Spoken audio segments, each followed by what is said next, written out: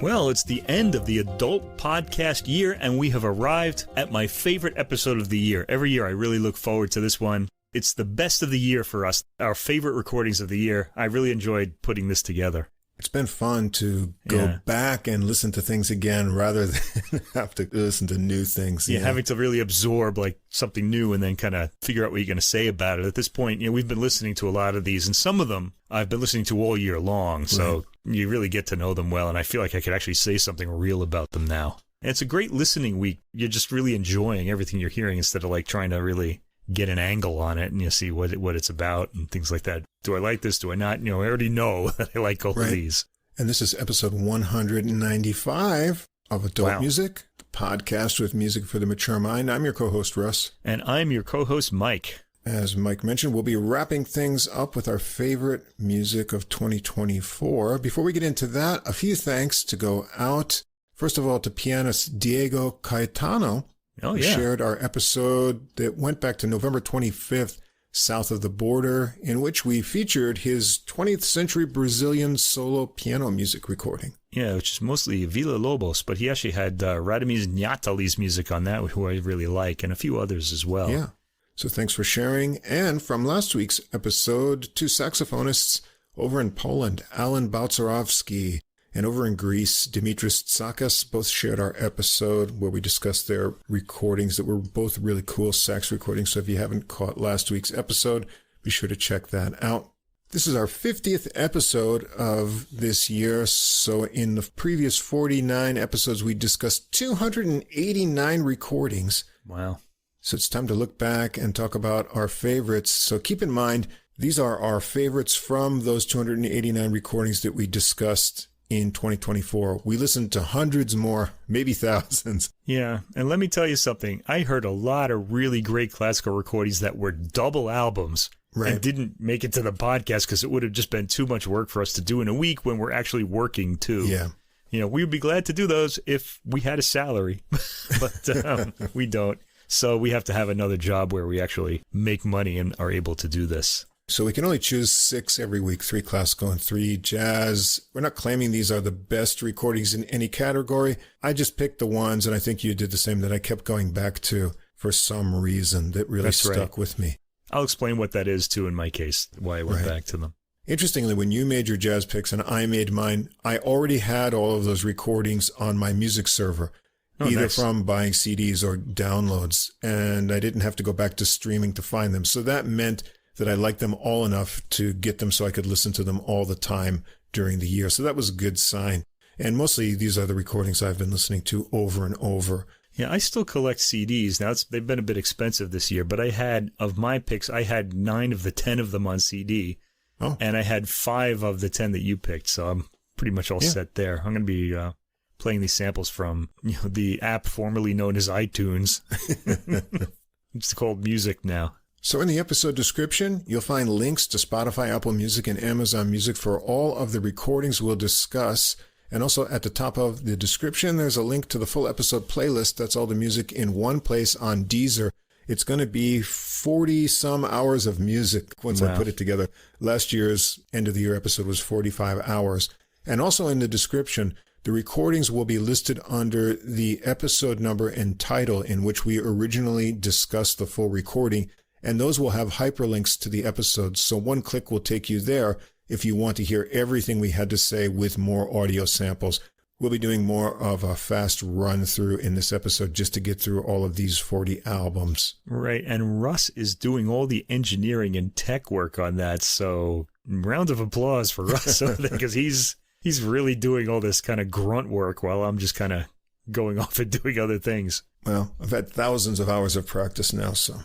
All right, if you can't see the full description or the recording list and links, because that list is going to be really long, some apps scrunch it all up and some just cut it off because they have a limit. You can always come over to our host site, which is Podbean, PODBEAN.com. Everything is easy to follow there for this and all previous episodes.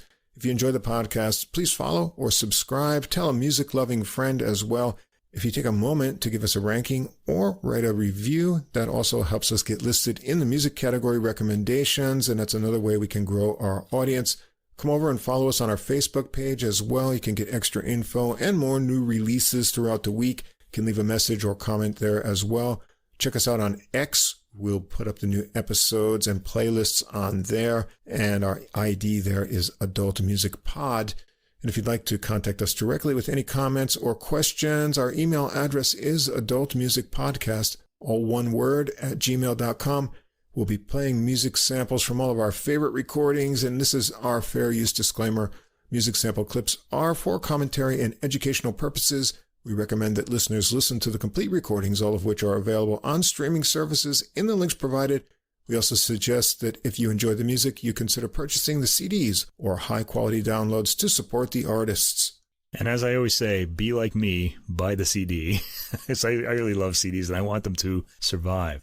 Now, another thing I really like about this particular episode is it's kind of the most in line with my original concept for this podcast, whereas I wanted it to be like us, like in a college dorm room talking about the music we were listening to.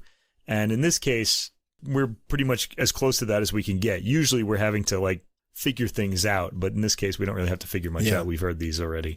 Yeah, we're just recycling and reviewing. And we're going to switch up the format a little bit here. Normally, Mike chooses the classical recordings and I choose the jazz ones, but we let each other choose first in this case, and then we filled out our list that way. Right, because I'm curious to know what I played this year that he liked, because you always have a blind spot. You know what you like, right. But what does the other person like? You don't know. And I'm always surprised by some of these picks, and this year was no different, especially this first recording that you're going to talk about. So these are not in order of preference or favoritism at all. They're actually going to come chronologically from the episodes we discussed them in. Right. My first pick goes back to episode 159 called The Devil's Bones. That came out on April 8th, and this is going to be a contemporary work. Composer Danny Howard's orchestral works on Rubicon, and that's from the Royal Liverpool Philharmonic Orchestra, Michael Seal and Peter Moore. Yeah, Peter Moore is the trombone player on this album. I was really excited about this recording because it's a contemporary recording that would be really easy to introduce people to classical music happening now. It's so easy to enjoy. It's bright and uplifting, lots of exciting moments on this recording. The album cover is kind of neat too, with a bunch of colors, and those sort of gave me a hint into the way that Howard uses big sheets and waves of timbres throughout the works. I liked the contrasting low brass that was really strong with the woodwinds that she uses. There's exciting percussion rolls and hits throughout the recording. And we've got a trombone concerto here too, which is really neat. And that brought out the charm of the instrument. Lots of technical challenges there, multiple tonguing and so forth. But it was balanced out by a lot of lyrical lines as well. I just really enjoyed this recording. I was intrigued by this composer, and I'm looking forward to hearing more of her music in the future. The album has a trombone concerto and 4 other orchestral works by Danny Howard, and all of them are bright and sunny with a sense of like the rhythm of someone like on the go. Yeah, we're going to get out there today. It's very positive sounding. So that's another thing in its favor, I would say. The trombone concerto is a pleasant melodic work with a sense of forward drive in the rhythm. It's really like all the pieces on this album are like that. And there's a real serenity to the work that's uplifting, as is the case with all of the other works. So let's hear the opening of the trombone concerto.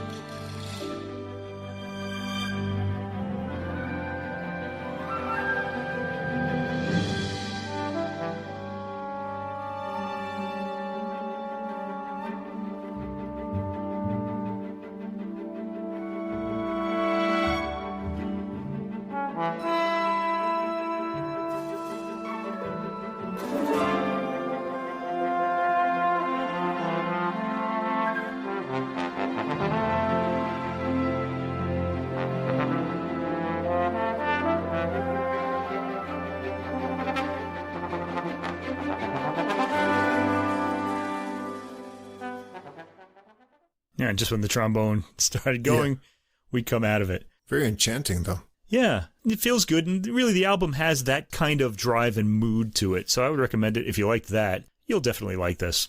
My next pick, a couple weeks later, episode 161, Musical Mixology, that came out April 22nd. This is a solo guitar recording. The music of Gaspar Casado and Federico Monpo. Complete solo guitar works by Eugenio Della Chiara on Naxos. And not only is the playing just great on this, but I had not heard Monpo's guitar music really before. I had mainly heard his piano compositions, so this was a real insight for me. The material with both the composers has a unique sparseness to it, and that requires a focus on tone, melody, and lyrical playing. And Della Chiara is really up to that on this recording. His tone rings out with warmth. He captures the subtle dynamic nuances here. And Monpo's works are kind of based around chords a lot, and he brings that full harmonic sense, also bringing out the melodies with different articulations and nice phrasing. It sounds very mature and satisfying. I really enjoyed this recording, my favorite solo guitar recording of the year. Wow, yeah. Now, they're all pretty brief works. Both composers wrote very few solo guitar works, and this is thoughtful programming. We've got them all on this one album, and it's not very long either. The Casado works are very sensitive at times and are played with great character. It's a great recording, too. The guitar is very present, and it can get very loud at times. And I've always been a big fan of Monpo's music, especially his canso y danza, songs and dances. Well, there are 14 of them, and 13 of them for the piano. So it's always a treat to hear Monpo's only one for the solo guitar. That's number 13. And I'm going to play the danza part of that one, which is based on a tune called El Bon Cazador.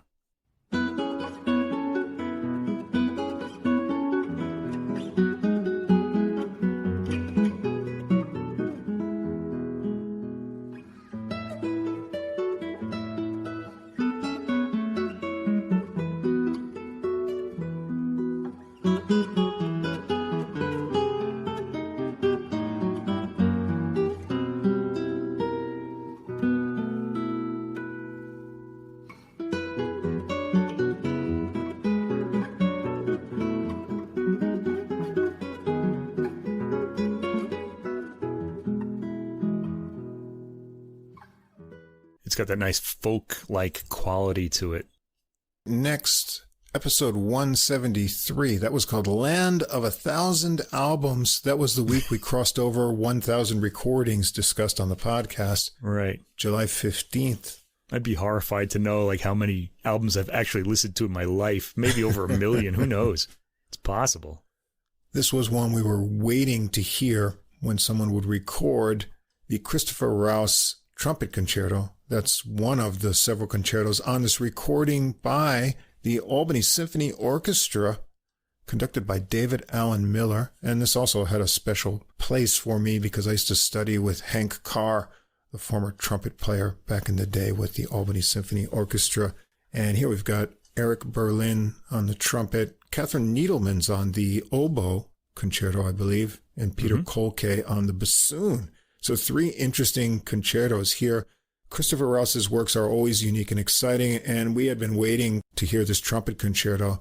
And boy, it's really a great recording. Impressive technique from Berlin, great orchestral brass and percussion, and the trumpet concerto ends up with a stunning high note. You couldn't ask for a better recording of this. It was really exciting.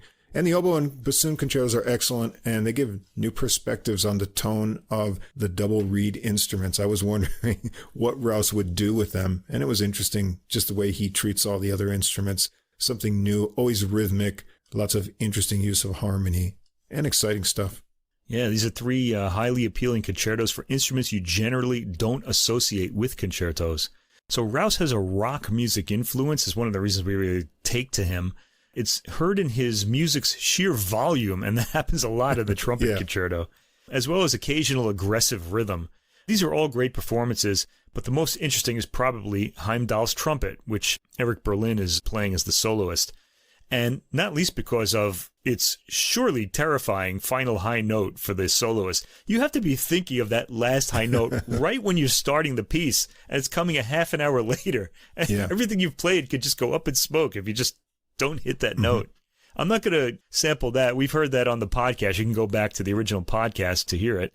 But I'll sample something more spacious from the trumpet concerto, Heimdall's trumpet.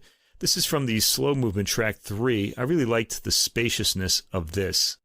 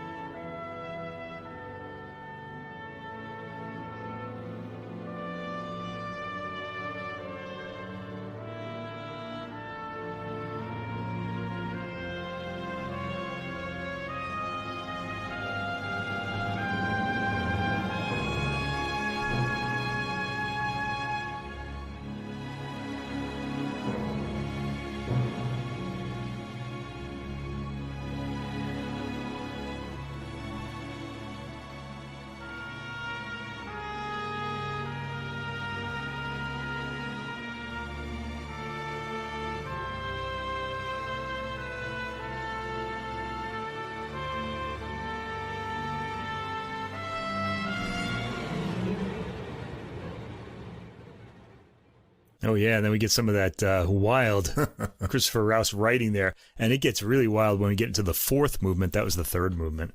We're big fans of Christopher Rouse's music, so I would highly, highly recommend this one. This one would have been one of the albums that I chose had Russ not chosen it. This was on my list, too. Be sure to check that out, all trumpet players especially.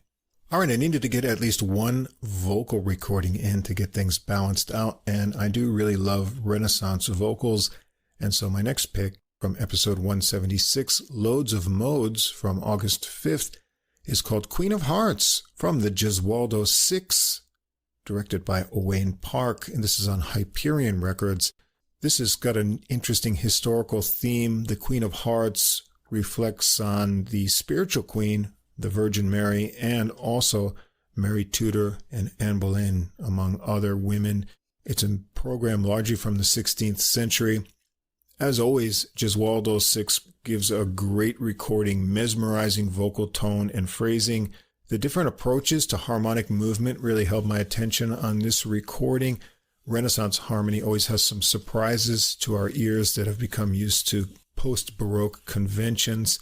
I liked all of the works on here. I also enjoyed the harmonies of Park's original modern composition that's sandwiched in there. That was really attention-grabbing as well. So this group always puts out amazing recordings that really catch my interest, and they sound beautiful. Yeah, that's true.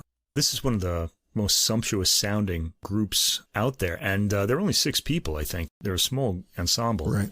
I'm not going to sample the Owain Park work because I figure that's not a good indicator of what the album actually sounds like. It's a little different. So I went for the Antoine Brumel, Du tout plongier and Fort Seulement. It's 2 different texts sung at the same time.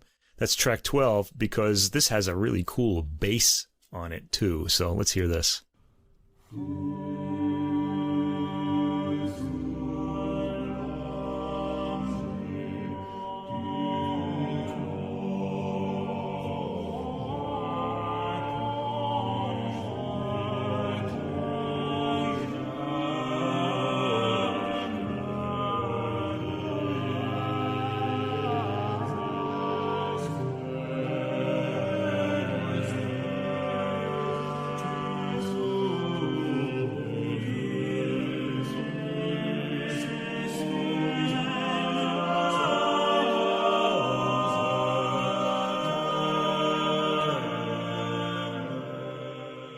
I love those sudden changes of chord that go into like a different, it's not really a different key, it's just the modes kind of make it sound like that. Yeah, this one plumbs the vocal depths. I really liked it a lot. I find it really comforting, this music. It really comforting, yeah. Makes me at peace. Yeah. My next pick is a new discovery of an instrument, something that was forgotten. Yeah. This goes to episode 180, Schubert, Shakespeare, and Swing from September 10th. The recording is called Arpeggione, a Forgotten Instrument. It's on Prospero Classical, featuring Martin Zeller, Giorgio Peronuzzi, and Victor Castillo Luna.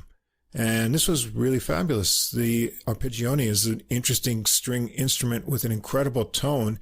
If you like cello or viola, this will have you drawn in and wondering what the instrument is that you're hearing. Sometimes it sounds like both of those instruments, but it has a really incredible range. Not a lot of volume, but it's very charming. It sounds well balanced for the guitar that's featured together in the pieces here. We've got a lot of Schubert on this recording with a few other composers, and Zeller brings out the charm of the instrument, lyrical phrasing, some neat pizzicato in spots in the violin sonatas that he plays on there as well. And it made me a little sad that this instrument just sort of was relegated to the halls of musical history. Yeah, I guess you can't project it to the back of Carnegie Hall, so it just sort of disappeared. It's not a very loud instrument. As a parlor instrument, it would be really nice. Yeah, but who listens to music in the parlor anymore? It's really sad in a way.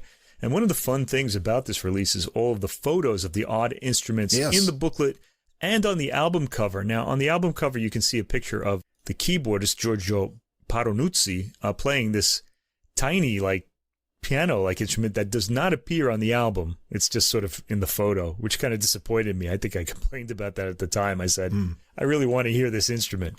He plays mostly the harpsichord on the album. Now, the arpeggione is an instrument. It's a cross between a cello and a guitar. So it gets strummed as well as bowed. And it never really caught on, but Schubert wrote a work for it that now has been taken up by cellists. And Martin Zeller is the arpeggionist on the album, I guess you would call him. And we'll have to hear Schubert's famous work as it was intended to be heard. It's the first work on the album, and this is the opening of the third movement. We can hear the arpeggione right away.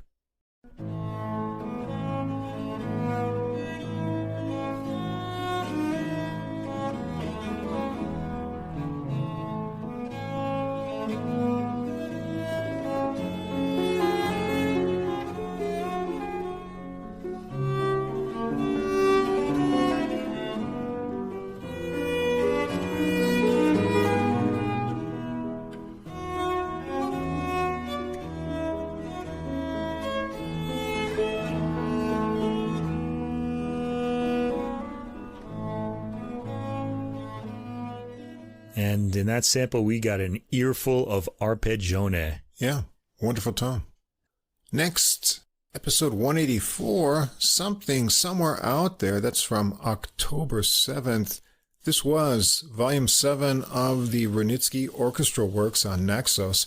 If you're a regular listener, you know the story of us going along with all of these Wranitzky releases from the Czech Chamber Philharmonic Orchestra, Pardubice, with conductor Marek Stilitz, and our friend Daniel Bernardson, who does all the research and notes documenting them. We've had a variety of orchestral works come out, but I really do like the symphonies the best, and this had a couple new ones. I was looking forward to it, and it's satisfied with both the program, but also the performance. I just think the performances get better and better with each release here. This one, we've got the Symphony in D major, Con Musica Turca, which was fun from the beginning. It's got those martial instruments in there, a stop and start feel, huge burbles of sound coming right away. That great woodwind arranging that we've come to know Wranitzky's writing for. And the first movement is 11 minutes long. It's full of ideas, which is really long for that time period. I like the snare drums that's used in here a lot too. We got post horns in there for the military feel. And at the end, the C major symphony is enjoyable too. Wranitzky's music continues to have a lot of interesting and fun surprises in it. I'm ready for more symphonies, and we're going to get another recording in January. It's already listed up on Amazon, Mike. Yeah, so we'll be talking about that really in a few weeks at the end of January. Yeah, I'd agree that in the continuing series of Wranitzky orchestral works performed by Czech Chamber Philharmonic Orchestra Pardubice, conducted by Marek Stilitz, this is probably the most satisfying of the lot, and there's a Volume 8 coming, as we said, soon. So you have 2 symphonies and 2 works for the theater. There's plenty of great writing for wind, ensemble, and notes throughout, which is a specialty of Wranitzky. And there are all these nice little touches, like you said. The symphony in D major is called Con Musica Turca, and that's for its use of Janissary-like drums and bells, like the Turkish military at the time. Right. And, of course, I guess I had to sample that. We hear them in the 4th movement as part of the variations. So let's hear the the Musica Turca part. This isn't really indicative of the album, but it's just one of the charming sort of sounds that you'll get to hear. So I thought this might be a good idea, just for a little change of pace.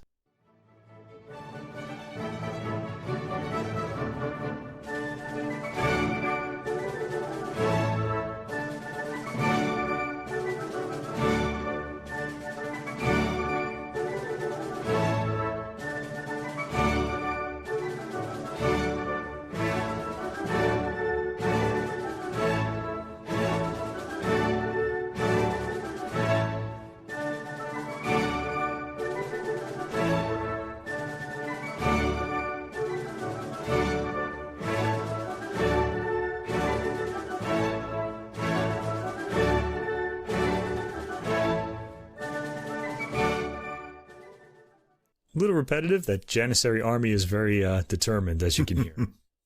And from that same episode, 184, Something Somewhere Out There, a really interesting album, Virtuosi on La Dolce Volta from Romain Leloup and Thomas Leloup.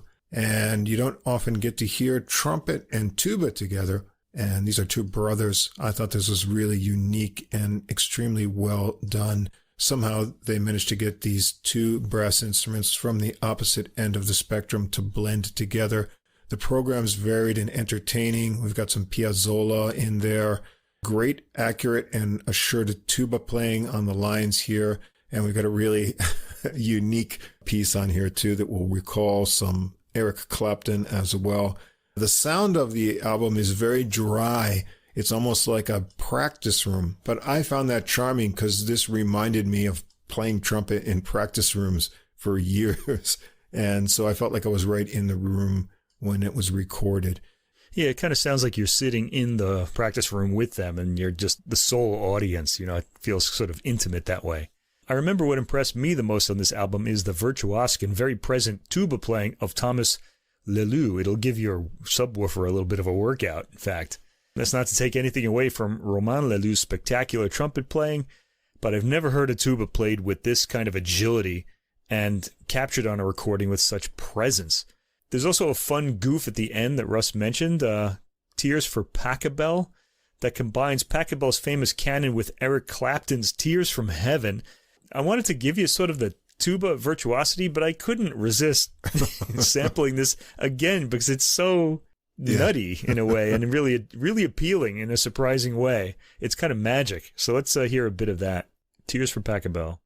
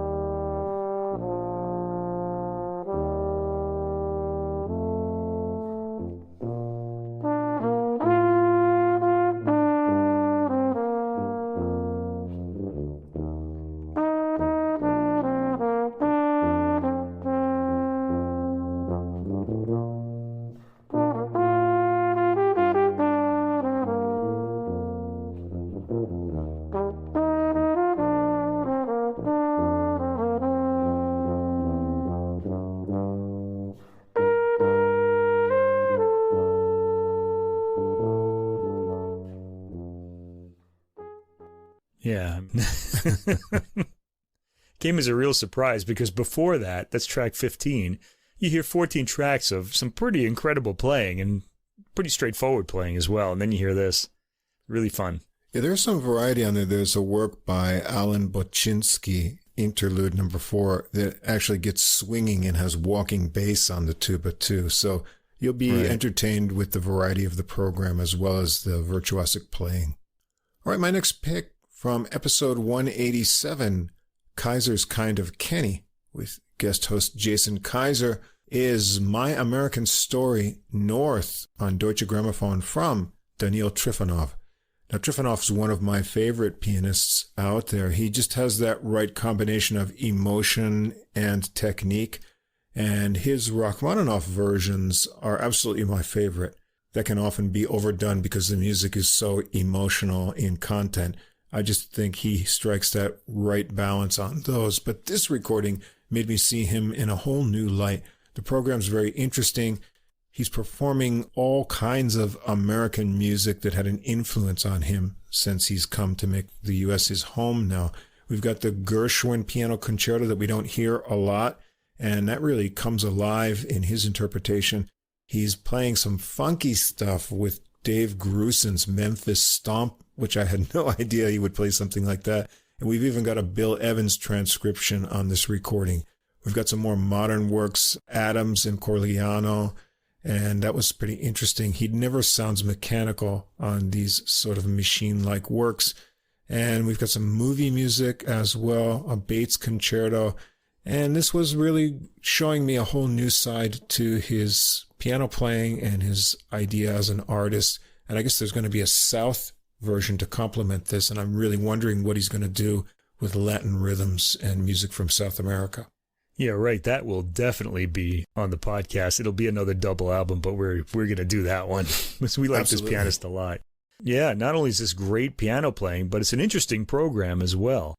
The two biggest works are, as Russ said, Gershwin's Piano Concerto in F and Mason Bates' recent Concerto for Piano and Orchestra, which was very appealing.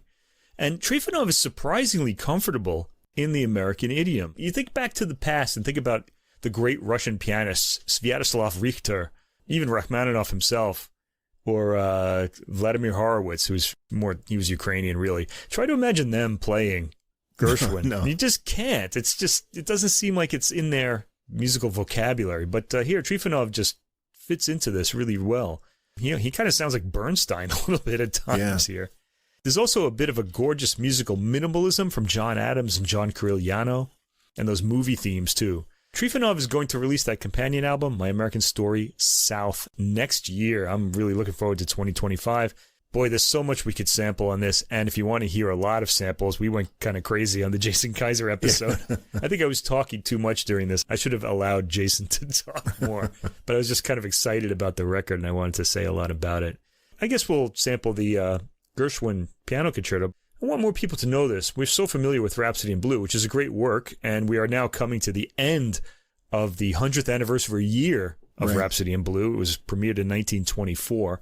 The Piano Concerto is 1925, so next year is going to be the 100th anniversary of this Piano Concerto. So maybe we can celebrate that. Maybe somebody else will make a recording and I can mention it again. Anyway, let's hear a bit of this.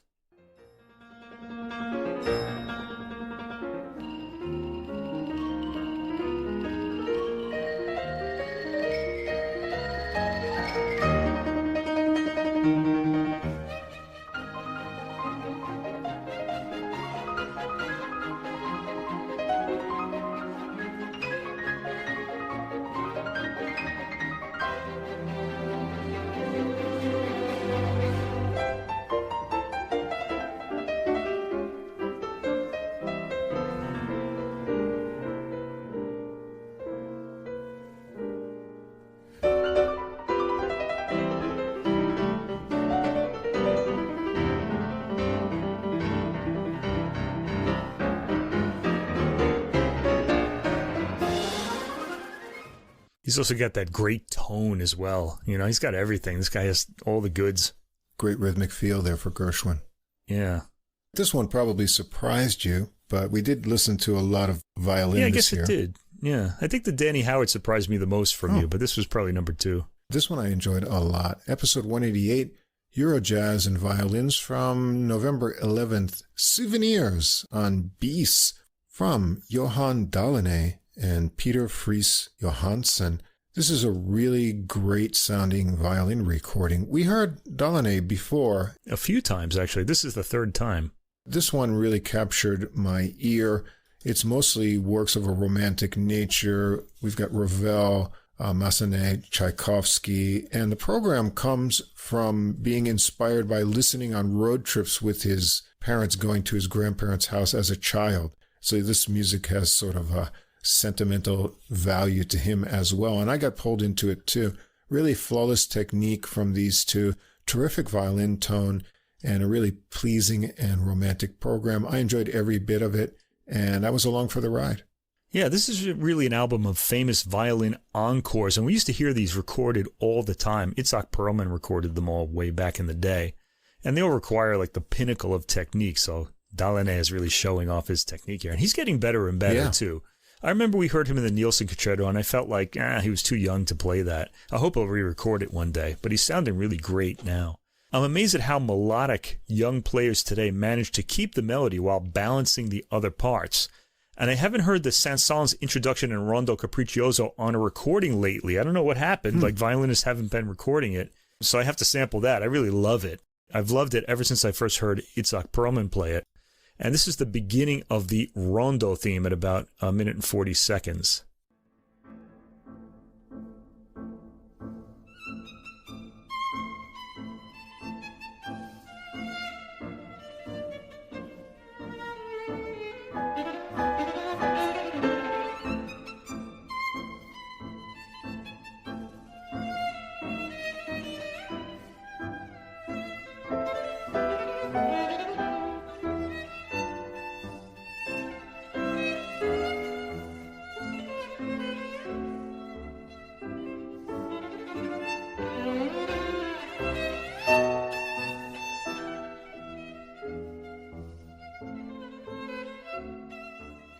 It's funny, he doesn't make much of those little flourishes at the end of every line. They're very virtuosic, and he just kind of just plays them, tosses and them doesn't off really... like they're nothing, Yeah, not only that, but he doesn't draw attention to them, so he's almost like you have to go to him, and I kind of like that about it, too.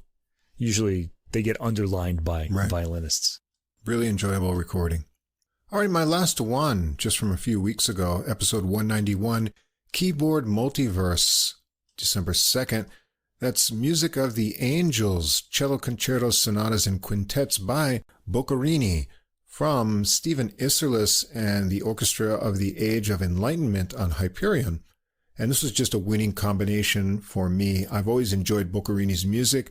It's very sophisticated and elegant, and this is a buffet of cello works here to satisfy your ears. From the opening work, the Concerto 6, these unique, really high cello lines get your attention just because Isserlis's cello tone is fabulous here.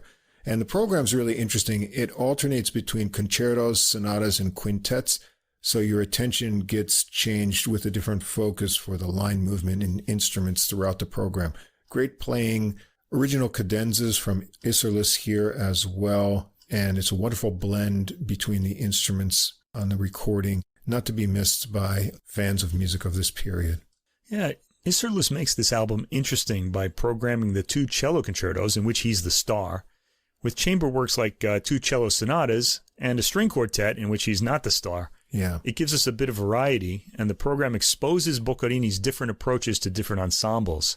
And Isserlis rather amusingly nicknamed the 2nd cello concerto in A major, the Frog. Yeah, that was cute too. Yeah, just so it would become more popular. He thinks that, like, the Moonlight Sonata, people know it because it's called the Moonlight Sonata. Otherwise, you got to wonder if people would even listen to it if it didn't have the nickname.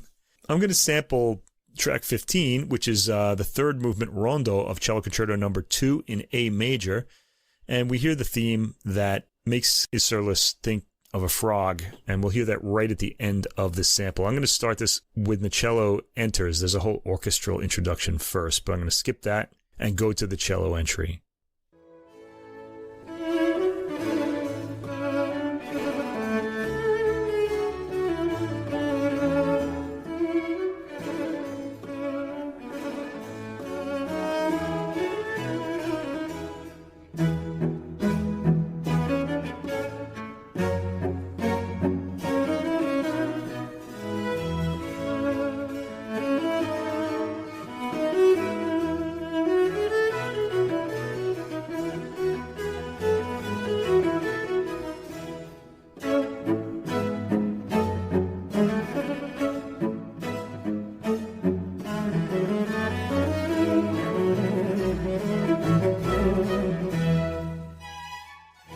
So that sort of bump, bump, bump, bump was the part he thinks sounds like a frog.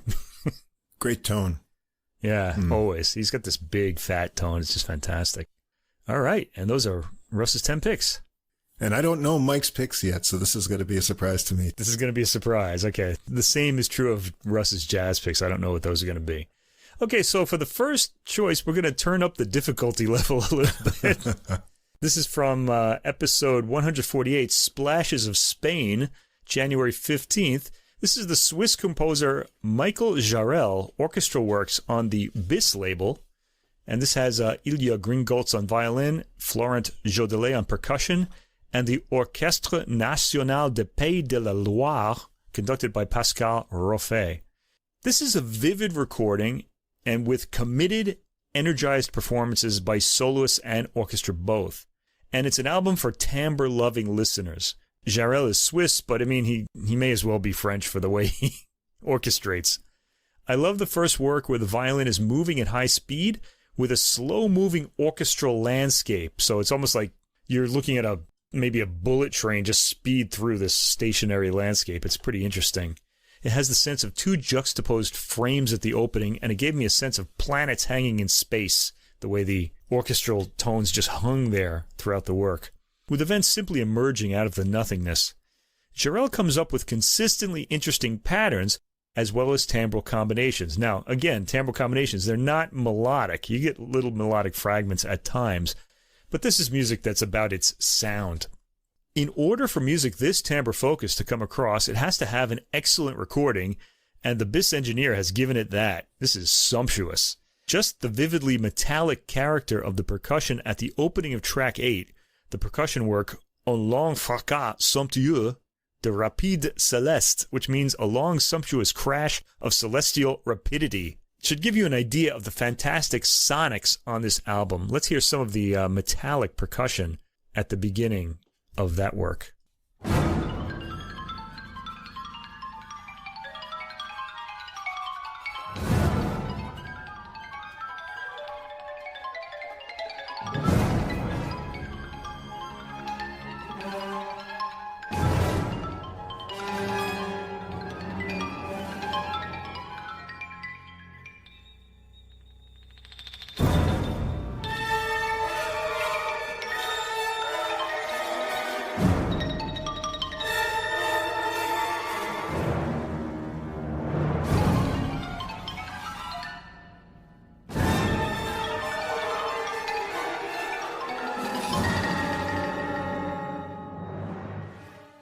Okay, now this might take a little work for some listeners, but I have to tell you, this album knocked me out. It's not that long either. It's about 54 minutes, so it was easy to listen to in a single setting.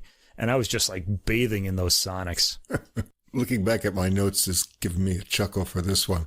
I wrote, I was in the right mood and this was intriguing. Jarel is good at a logical arrangement of disturbing sounds. So there's a lot of that on this recording. They are disturbing, it's true. And then I wrote, it's artfully angsty about the first work. Yeah, it's really interesting. It'll pull you into a different sound world, and there's a lot happening there. You see all kinds of images in your mind of what could be depicted from those types of sounds. It's, as Mike said, really relying on the use of timbre, and the recording's very dynamic and a lot of fun. Now, there are moments of great beauty on it, too, I should mention. It's not all very aggressive like the sample I played. Okay, on to my second pick for the year, from episode 149, Silk Road Trip, January 22nd, 2024. Shadows of My Ancestors, with the pianist Behzad Abduraimov on the Alpha label. This was on my short list, too. This was a great piano album. He plays Prokofiev's 10 pieces from Romeo and Juliet. And it's funny that we mentioned that. This is the Prokofiev ballet. It has nothing to do with the Franco Zeffirelli movie, but we just heard Olivia Hussey, who was Juliet in that movie, just passed away a few days ago, so the connection is kind of interesting.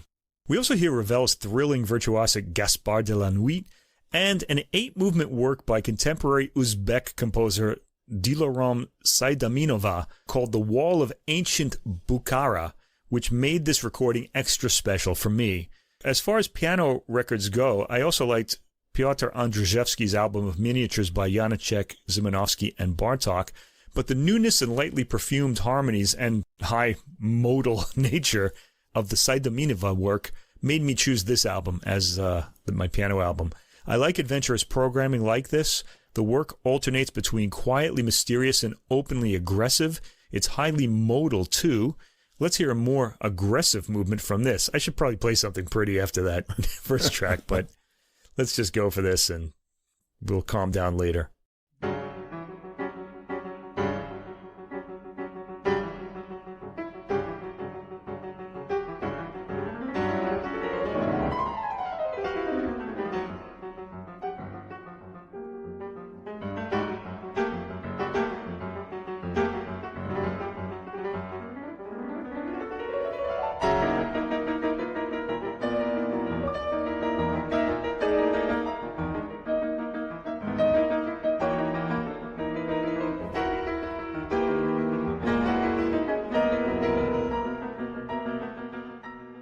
You heard some of those incredibly fast runs on there too. And Abduraimov's technique comes through here and in Ravel's Gaspard de la Nuit. He gives a great performance of that work as well. Well worth your time, so give this a listen.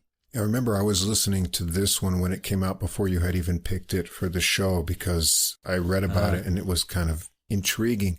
It's a really interesting recording and you get to see several sides of Abduraimov's style. He's playful and very percussive on the Prokofiev. You get these modal mysteries and little miniatures in the Saidaminova with lots of contrast. And the Ravel has some really beautiful flowing moments contrasted with real explosions of tone. His playing and energy really come through in all the different styles. So I got a better picture of him as a performer. Very interesting program. Okay, time to calm down. Now, I don't think you chose any Baroque recordings, did you? No, I didn't. Yeah, interesting, because I chose a lot, actually, Okay. as it turns out. So I have 3, and they could have been more, but I was trying to kind of get a bit of variety in. So my third pick is from episode 155, Golden Hours, March 4th, 2024. And this is an album called The Golden Hour on the Alpha label. Yeah, featuring Lucille Boulanger on viola da gamba, Simon Pierre on violin, and Olivier Fortin on harpsichord. Now, I listened to this album all year long since this day. I like to listen to Baroque music in the morning. It kind of lifts me up. And this record really did that. It had a really nice sort of early in the day, sort of dawn, getting ready to face the world sort of quality to it. It's got works by 5 different French Baroque composers, and this ensemble makes the music dance and sing. It's French music, but the ensemble gives the rhythm a bit of bounce, so we're really not completely focused on the pastel-y sound world that French composers usually produce. The performers draw out detail to make every movement interesting and appealing, as opposed to making certain elements seem merely structural. They don't do that. Everything really registers here. It's an album with the promise of serene days ahead. There's so much I could sample to lift your spirits, but let's go for the flowing 4th movement of Jean-Marie Leclerc's Sonate 1, or Sonata 1, in D minor, Opus 4.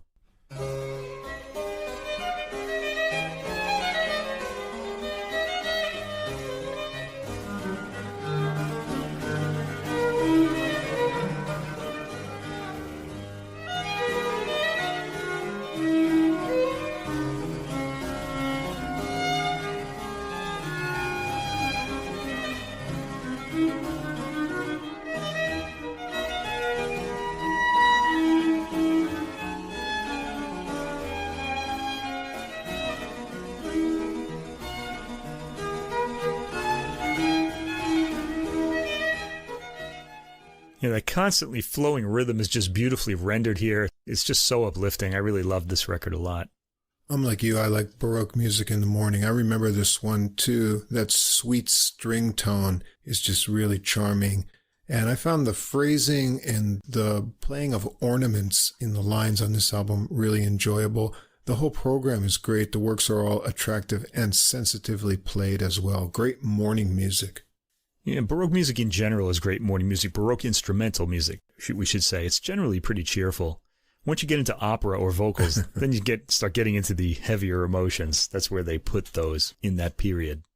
My 4th pick, episode 158, The Tyranny of Drums, April 1st, 2024. C.P.E. Bach Symphonies from Berlin to Hamburg on the Harmonia Mundi label. This is played by the excellent Academy für Alte Musik Berlin. I like almost everything they do. I've been listening to this ensemble for maybe 30 years now. I remember earlier recordings that they made, and they dig in for these works. They make me think a little bit of Giovanni Antonini's approach with Il Giardino Armonico, which is very aggressive. Now, this ensemble isn't really terribly aggressive, but, they dig in a bit, let's say. The presence of the ensemble on the album is up close and recorded with great clarity. The bass registers with some power. So let's hear the opening movement of Symphony in C major, H649, Wattquen or WQ 174. This is the first movement, Allegro assai.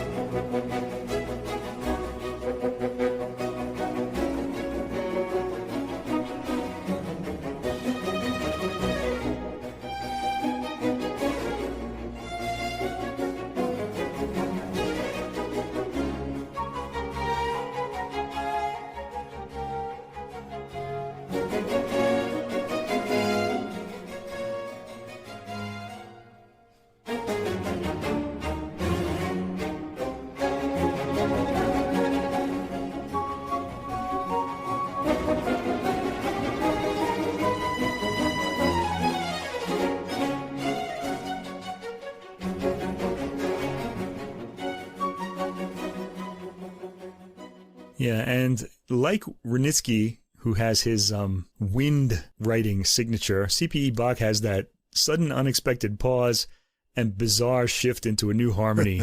And we heard that right there in the first theme, too. Really fantastic all the way through. Yeah, the false cadences, pauses, unexpected tempo and key changes.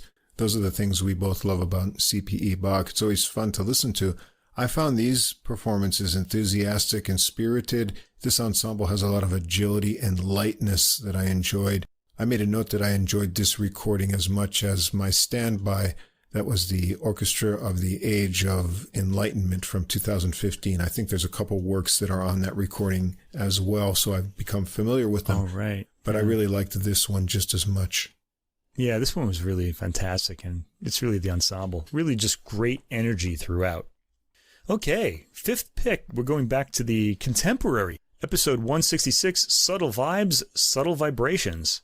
From May 27th, this is Valentin Silvestrov, Symphony for Violin and Orchestra, nicknamed Widmung, which means dedication, and Postludium for Piano and Orchestra. This is on the Naxos label, and it features Janusz Wawrowski on the violin, Jurgis Karnavicius on piano, the Lithuanian National Symphony Orchestra, conducted by Christopher Linden G. To me, Silvestrov's music is unique. It makes me think of ancient ruins. So imagine yourself walking through Rome and imagining what the standing columns would have looked like back in the day. You're sort of invited to do that when you listen to Silvestrov's music, to sort of complete it. Silvestrov's music is the sound equivalent of those ruins. It has incomplete remains of romantic gestures, and we can't help but complete them in our own minds when we hear them. We hear the beginning of a phrase that's just allowed to sustain and fade. In the violin concerto, the soloist seems to be wandering through that ruined landscape and commenting on it. Let's hear a bit of that.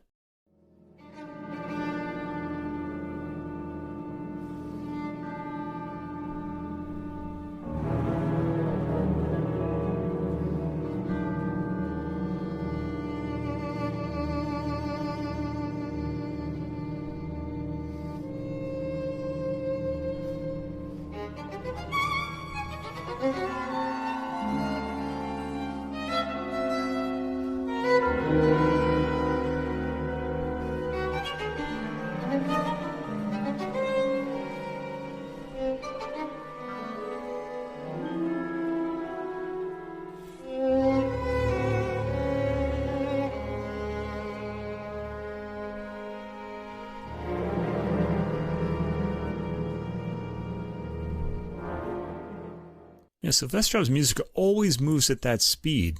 Anyway, I find it really compelling music. It's strangely beautiful in a sort of haunting way. Yeah, I wrote that it was dark and brooding, but there are moments of beauty. It kind of opens the clouds and some rich harmonies sort of come in like rays of light. I found the violin work kind of interesting. I got the impression that the violin is like a visitor to a strange environment. And he's kind of going around checking out all these other interesting sounds of the orchestra. It was very unique. My sixth pick is from episode 168, Mediterranean Odyssey. Oh, where do we want to be? The Mediterranean, of course. This is from June 10th. And this was Flute Concertos by Hubert Jolivet and Rodrigo on Resonance Classics, played by Sami Junonen, and the Helsinki Chamber Orchestra conducted by James S. Kahane. This features 3 flute concertos that are very different from each other, and they're all beautifully played by Sami Junonen. One of the things we mentioned about it was his just gorgeous tone and athleticism all the way through. I was thrilled particularly to hear the Jolivet and Rodrigo works performed on the same album. The program is sort of like a meal, with the Ibert Concerto acting as an appetizer for the heavier Jolivet, that would be the meat dish. The pastoral Rodrigo work comes across as a palate cleanser. Sami Junonen brings appealing tone and great character to all of these works. I'm going to sample the hardest work, of course, Jolivet, Concerto for Flute and Orchestra. This is the first movement, probably in the Allegro Scherzando section.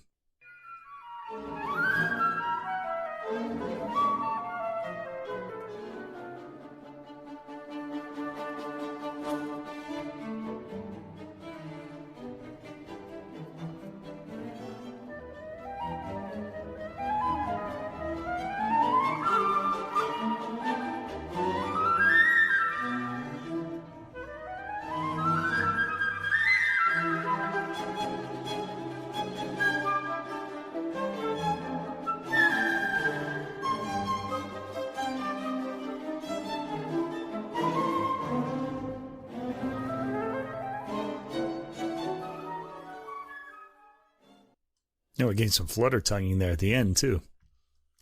I really like Jolivet's writing for the flute. He's written a few works for it, and they're always pretty compelling with these sudden, this fluttering sort of line that suddenly has this outburst. It's just really fantastic, and great playing, too. It has to be athletic, and Junonen delivers the goods, as they say.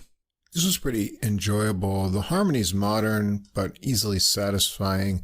I liked the program a lot, with the string orchestra in the middle and the full orchestra on both ends. The Jolivet has the densest harmonies, as you picked there, but it's still very easy to enjoy.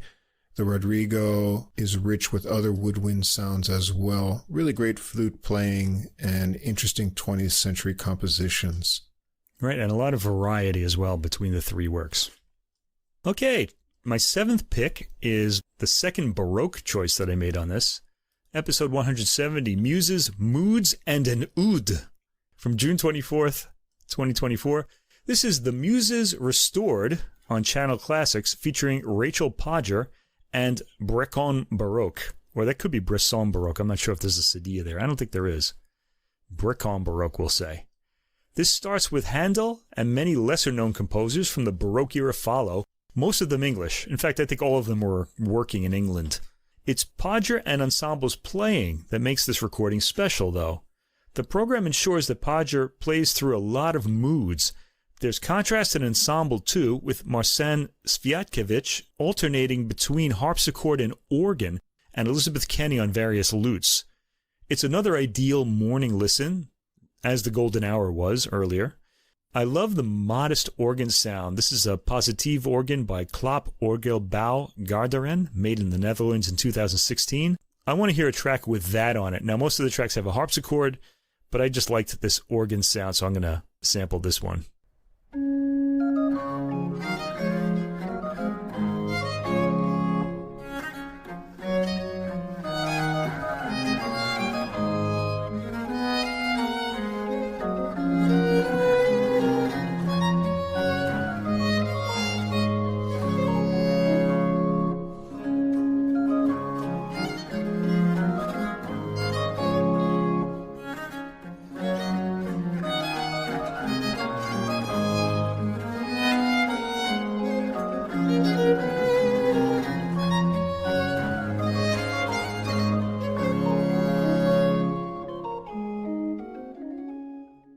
Just imagine drinking your early morning coffee, looking out the window.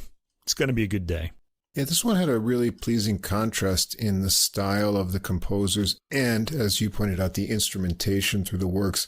I think there's a bass viol in the ensemble here, too, that added some thickness and edge to the sound. And I like the sound of the recording, too. It's got both detail and warmth to it. There's a lot of sensitivity and flair in the performances, and we get some things from the English music tradition, which is nice in contrast to all the Italian works we usually listen to. Well, we only listen to those Italian works because I'm on the podcast. I really like them a lot.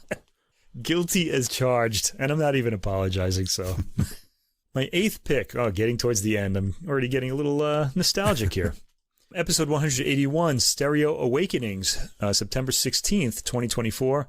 This is probably my favorite contemporary composer, Magnus Lindberg. His Viola Concerto, Absence, and Serenades. On the Ondine label, we hear Lawrence Power on the viola for the Viola Concerto, and the Finnish Radio Symphony Orchestra conducted by Nicholas Collin. Now, I loved the brass fanfares that opened the Viola Concerto, reminiscent of those moments in the Bartók Second Piano Concerto, and the violin gets around to answering them eventually. There are numerous inflections in the viola's lines that stick in the ear throughout this whole work, like the wind hook that we hear it around 10 seconds into this sample. Let's hear it.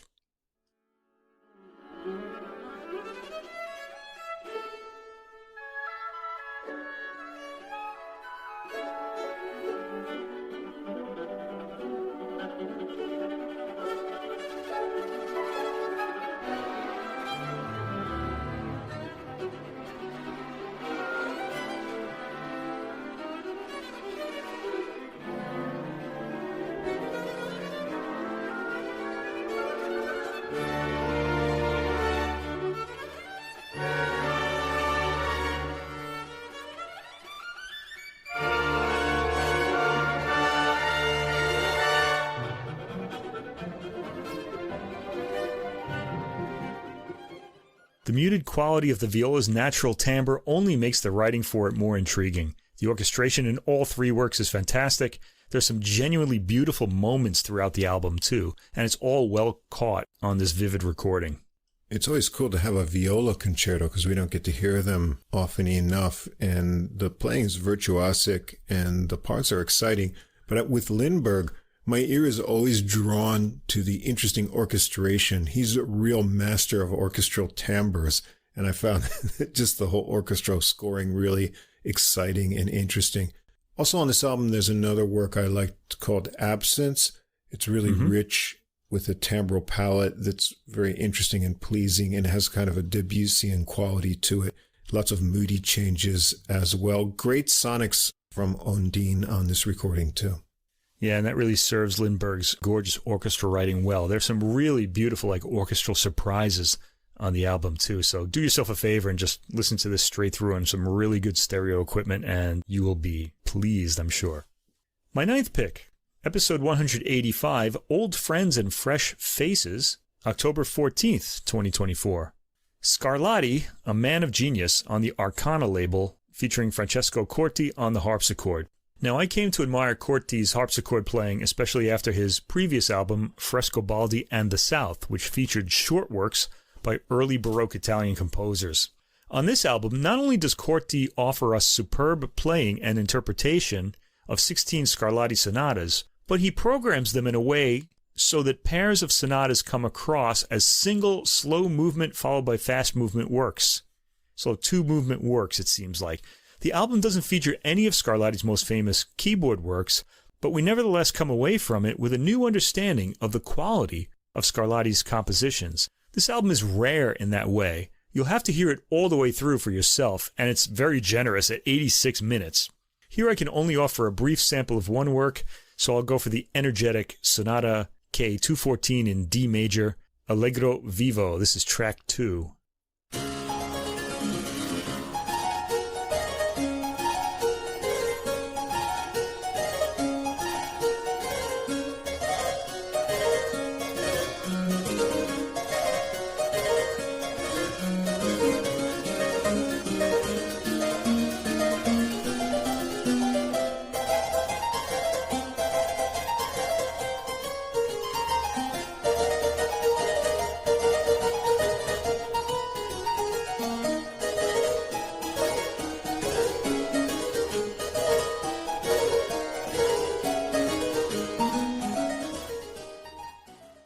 And as you can hear, Corti brings the dance rhythm, which is always good to hear in these types of works. Yeah, this was an interesting one. Scarlatti is a composer that continually defies your expectations. With other music of this period, I'd be tempted to put it on as background music when I'm doing something in the morning. But you don't want to do that with this because there's always something that's going to surprise you and pull your attention away. It's really an interesting program, too, with the paired sonatas going together that you'll want to compare as you're listening to it. You may want to split this one up just to get the most out of it. The playing is really interesting, and this instrument has a unique, pleasing, clear tone that I enjoyed as well. Okay, and finally, my 10th pick, and I liked this album for similar reasons to the Scarlatti, although it's very different. Episode 193, Organ Spirit, from December 16th, only a few weeks ago. A Monk's Life on the Hyperion label, performed by the Brabant Ensemble, directed by Stephen Rice. And as with the Scarlatti album, I was drawn to this one by the innovative program, which arranges works by various Renaissance-era composers to comment on the entire life of a monk, from the decision to become a monk to the death of that same monk, via music that celebrates these periods in a monk's life. The centerpiece of the album is Orlando Lassus's Missa super veni in hortum meum.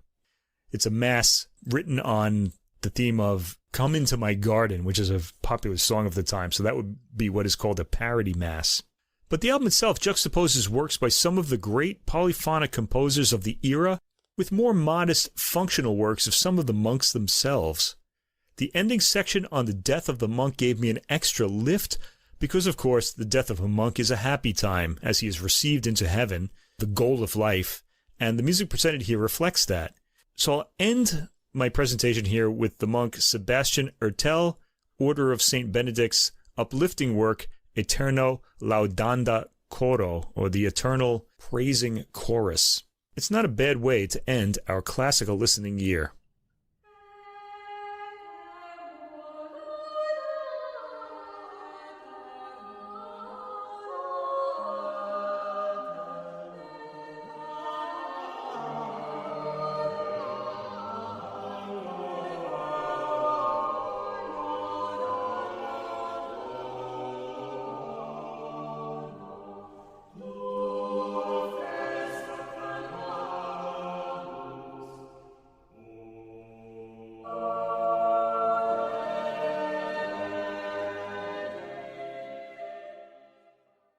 Yeah, and that's it.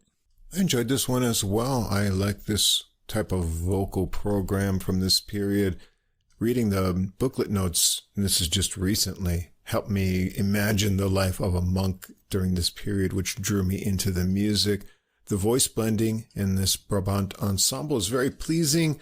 It's meditative, and the two pieces that caught my ear the most were actually the single movement works on here. I found them uplifting, soaring voices, and yeah, it's just a really interesting program and makes you think of a more spiritual time and place. Okay, and there you have it, 20 of our favorite classical albums of the year.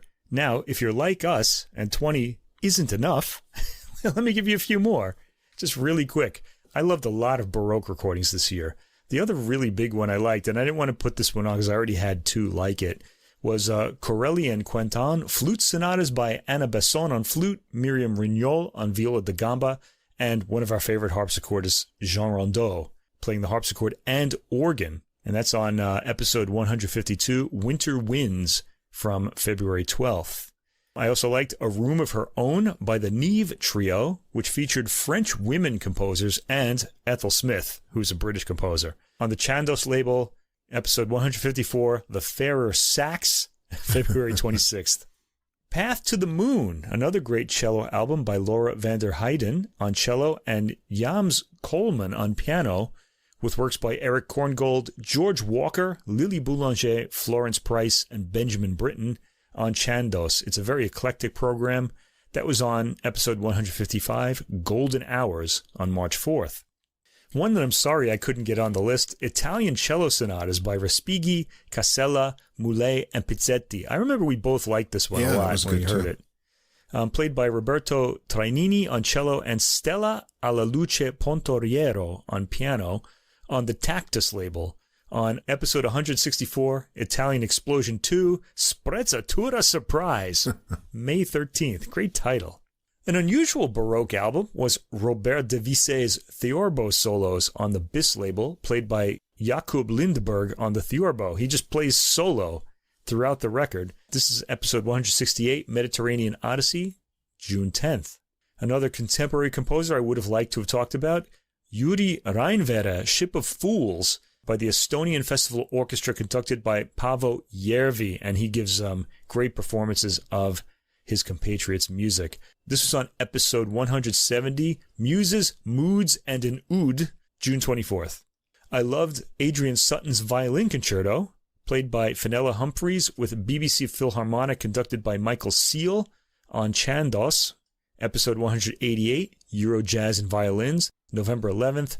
And of course, Nikolai Kapustin Piano Concertos 2 and 6 in the ongoing series by pianist Frank Dupree on Capriccio. This was spectacular.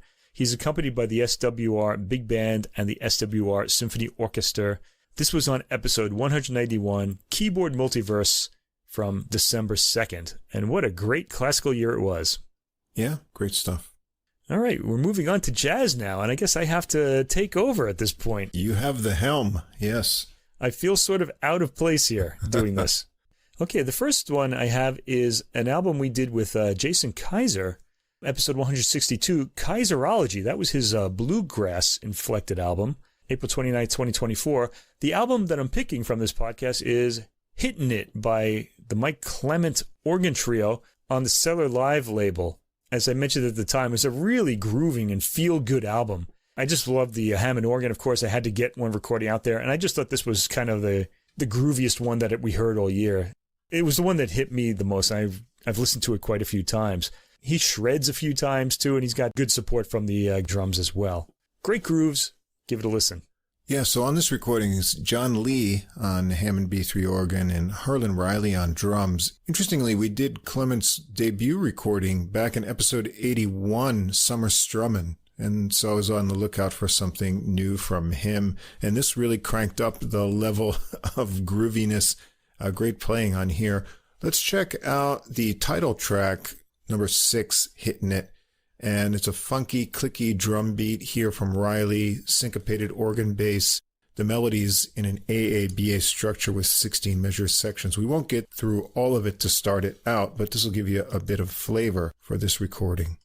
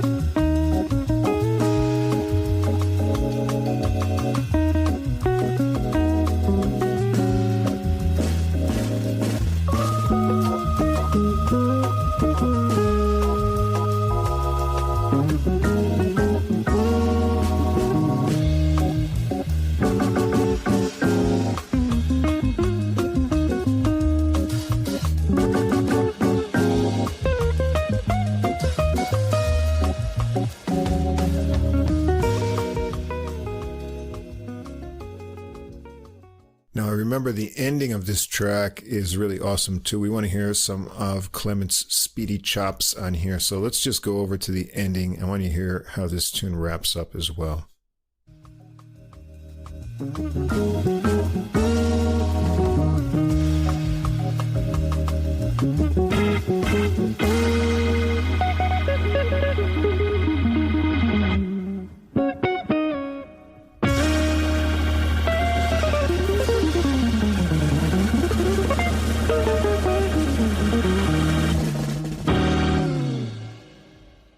Right, yeah, bluesy, boppy, and funky all over this album.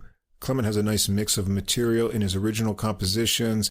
He's got a lot of chops. He's full of ideas, lots of cool double stops and chords. Everything comes off sounding like a lot of fun, and Lee's organ playing is great. Popping bass lines. Riley's drum style is unique, making great grooves. This one will put you in a good mood.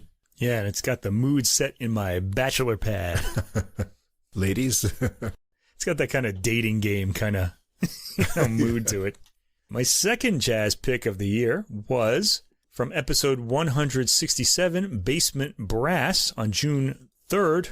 This is the Latin side of McCoy Tyner on the Savant label by Conrad Herwig. And I've really enjoyed this whole series of recordings by Conrad Herwig. We heard the Monk one, I think, last year or the year before. I think it was last year. And there are a few others as well, and I've just liked all of them because I just love these Latin grooves. Also, Herwig is one of those trombonists with a lot of ideas, and he plays them really boldly, so you get that really great Latin rhythm. And Herwig himself, who's a pleasure to listen to, really on all of his albums. There's a bit of an intellect in the playing, and I really liked that as well, because you still have that great dance groove and some sophistication in there too. Yeah, the track we'll check out is Passion Dance, and this is from 1967's The Real McCoy recording, the original. This is a cool stacking horn arrangement of the original opening lines with percussion breaks, if you know the tune. And Bill O'Connell has a piano solo break before the horns resume. This will give you a taste of the whole album's atmosphere. Let's check it out.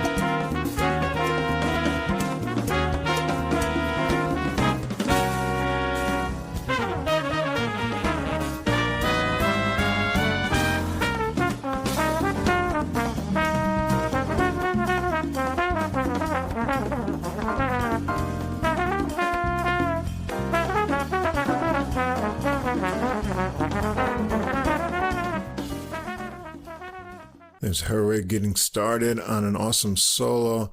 This is on the Savant label. The recording's loaded with lots of great players. As I mentioned, Bill O'Connell on piano. We've got Alex Norris on trumpet, Craig Handy, tenor, and bari sax too. And Eddie Palmieri guests on one track as well. So you can't go wrong if you want to get your Latin jazz fix with this recording. Yeah, as you can hear, I'm already having a great jazz year as it went. All right, now my third pick, episode 170, Muses, Moods, and an Oud. This was a great episode. We had a lot of favorite albums from this one. June 24th, Soul Jazz on the Smoke Sessions label. This is by Something Else, featuring Vincent Herring, and Something Else has an all-star lineup on it. Do you have those names ready there, Russ? You could say them for me. We've got Vincent Herring on alto sax, Wayne Escoffery on tenor, Jeremy Pelt trumpet, Paul Bolenbach guitar, Dave Kikoski piano, Essiet on bass, and Otis Brown III on drums. Yeah, and this is another record with great grooves, and it goes to the root of jazz and really to the roots of American music, mainly in a bluesy or gospel style. I remember Russ saying on the original podcast that if you don't like this, there's something wrong with you. And I sort of agree. It just feels so good. I like the track The Chicken on this because I like the funky groove on that. But this album grooves a lot, sort of like Hittin' It did by Mike Clement, but it's a different sort of groove and feel.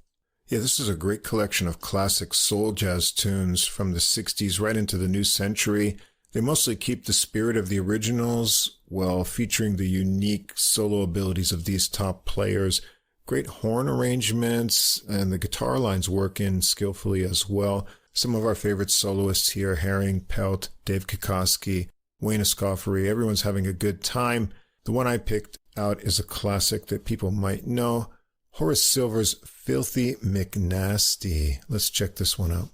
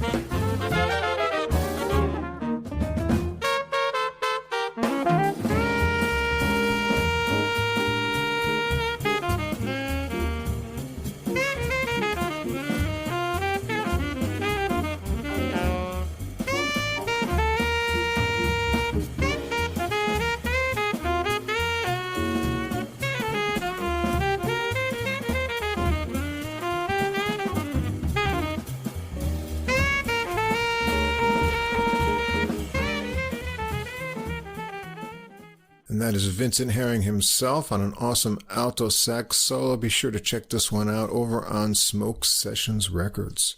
Okay, pick number 4 from episode 178, Trumpet Divertimento, August 26th. Super Blonde by Kirk Knufke on the Steeplechase album. This has, I actually wrote these names down, Jay Anderson on left channel bass, Tommy Anderson on right channel bass, so you have 2 basses on this album interacting with each other, and Adam Nussbaum on the drums. Kirk Knufke plays the cornet. This was interesting and unique right from the start. It has a bluesy New Orleans sound on the whole thing. There's something kind of sort of slow and unable to move quickly in the heat sort of feeling to it.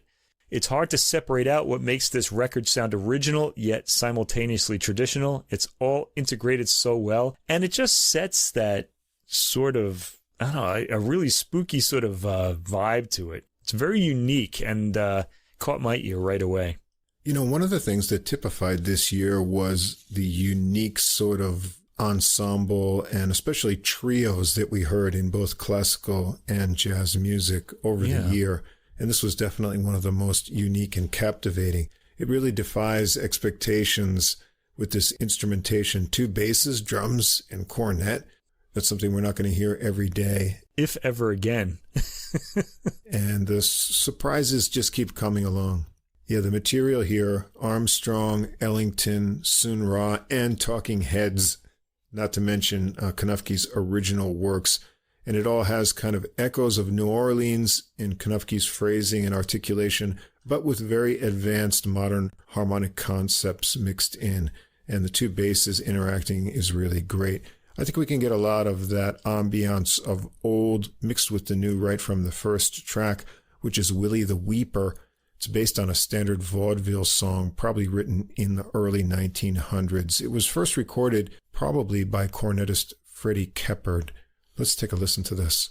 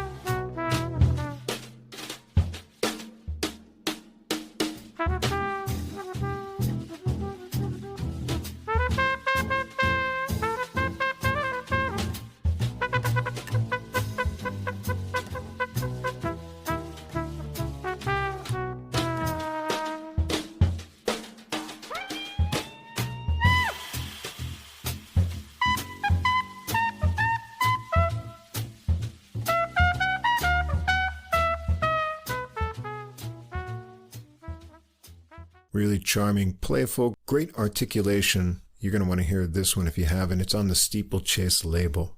Yeah, really unique.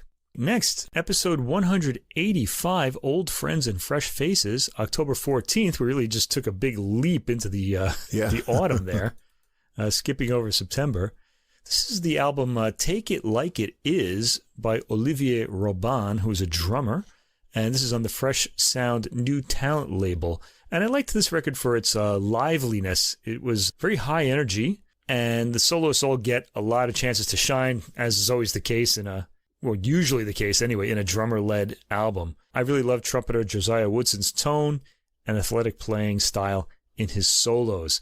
I should give the ensemble's names here. Olivier Robin on drums, Josiah Woodson trumpet, Alex Terrier, alto and soprano sax, Albert Bover on piano, and Fabricio Nicolas on bass. Yeah, Robin shows that he's equally talented on drums and as a composer on this recording.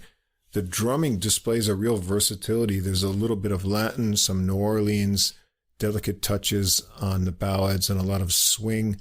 The recording captures his drums clearly without being overpowering on the low end, and I was impressed with the variety here. The structures are unique with evolving musical ideas. It's a really great recording.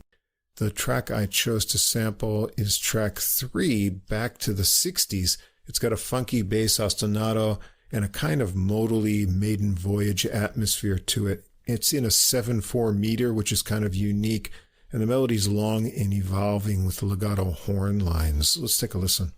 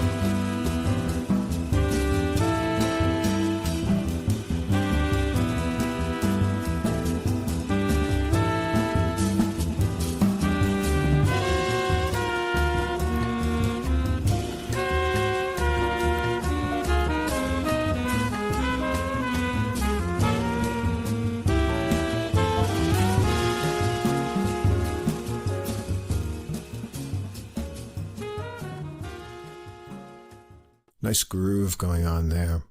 A lot of nice solos from Woodson on this album as well. I think you'll enjoy it.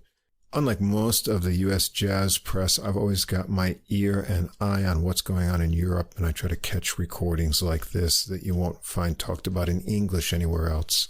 Yeah, and that's really too bad because there's a lot of interesting stuff coming out from Europe. A lot of it kind of is old school, but I think that's... it's good. It's really good, yeah. Okay, episode 186, Masquerades and Milestones from October 21st. This is Samara Joy's album Portrait on the Verve label. Samara Joy really brought the Sarah Vaughan vibes on this album, along with some Ella in the high end.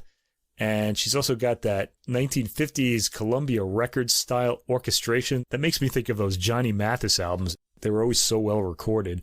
And so is this.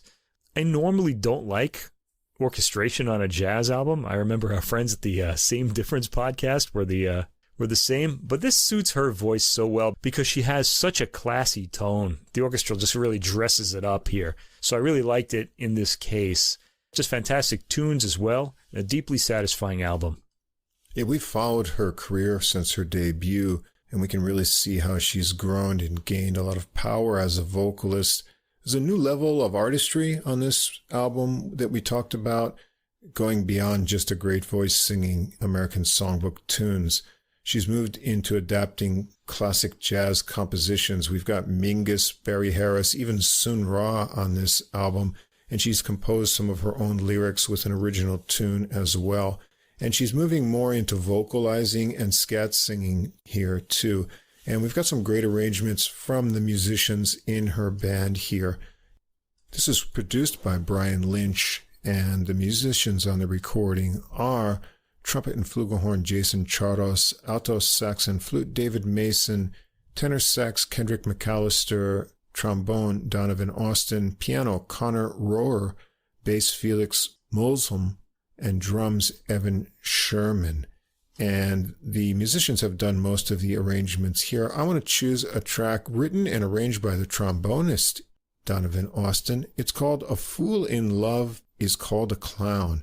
And so it's a new tune, but it's got the spirit of a jazz standard in a really fine arrangement.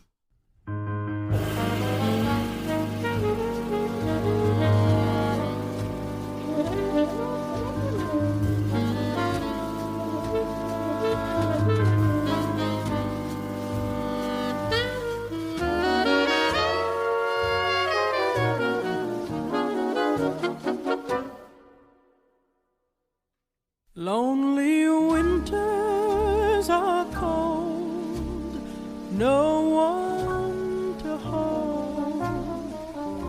I had you, but that's no more. Makes me stop and think, did I turn this romance upside down?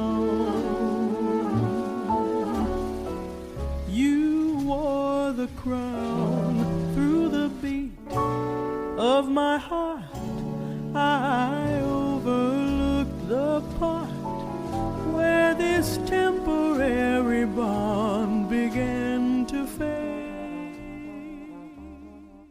Yeah, great voice, great phrasing, and the material on this album will really interest you. There's a lot of variety, and she's taking leaps and bounds in her artistry. Can't wait to see what she does next. Yeah, me too. This is a great voice. She just seems to keep getting better and better and just have more and more interesting ideas as well. And this is a person who's developing as a singer too. Her phrasing is getting more interesting. She's getting more out of the lyrics that she's singing as well. Squeezing more juice out of them, I guess you can say. Episode 187, Kaiser's Kind of Kenny. Boy, Jason Kaiser features on a lot of these picks here. He was lucky enough to be on some of our favorite music of the year. And this particular one is his album, Kind of Kenny, on the OA2 label. Jason is a guitarist. And the thing about this album that really drew me was the music of Kenny Wheeler. Hearing you and Jason talk about that music and Jason talking about the Kenny Wheeler albums that he really liked really led me to go and seek some of them out. I actually have the Angel Dance album now on ECM Records, and I listened to some of the other ones online, and I was like, I really got into it, and I have to thank Jason and this album, because after we stopped talking to him, I was listening to his album quite a bit, for turning me on to Kenny Wheeler's music. Now, this album doesn't have drums on it, and it gives everything sort of a soft-toned sort of feel, and I really enjoyed that as well. That drew me in as well. I liked Jason and John Stoll, another guitarist, playing off each other on this album. And he also had vocalist Danielle Wirtz on the album, and she has a lot of atmosphere with her vocalizing too. She sings throughout the album, but she has actual words only on the 9th track for Jan. This is a good introduction to Kenny Wheeler's music, if you don't know it, like me. But if you do, I mean, I think you can really enjoy it, and it'll make you want to go back to hear some of Wheeler's performances as well.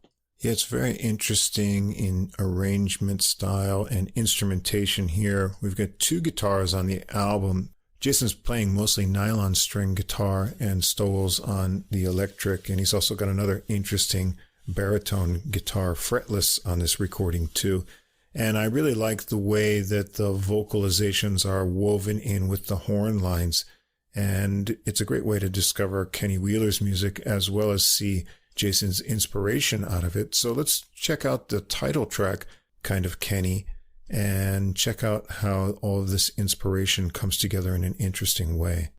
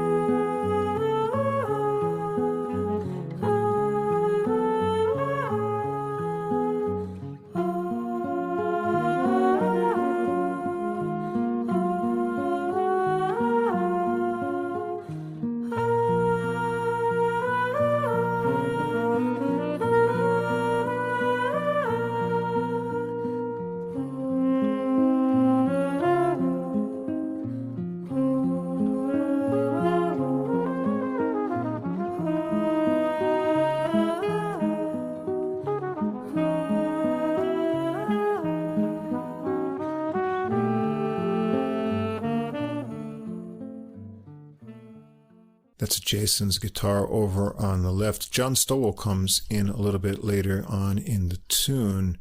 We want to give some credit to the rest of the musicians on there. That's Eric Jacobson on the trumpet there, and it's really interesting how the trumpet and vocal lines are able to be in unison and really perfectly tuned together throughout the recording. We've got Michael Zilber on tenor and soprano saxophones on the recording as well. Okay, next. This is pick number 8 from episode 188, Euro Jazz and Violins, November 11th, 2024.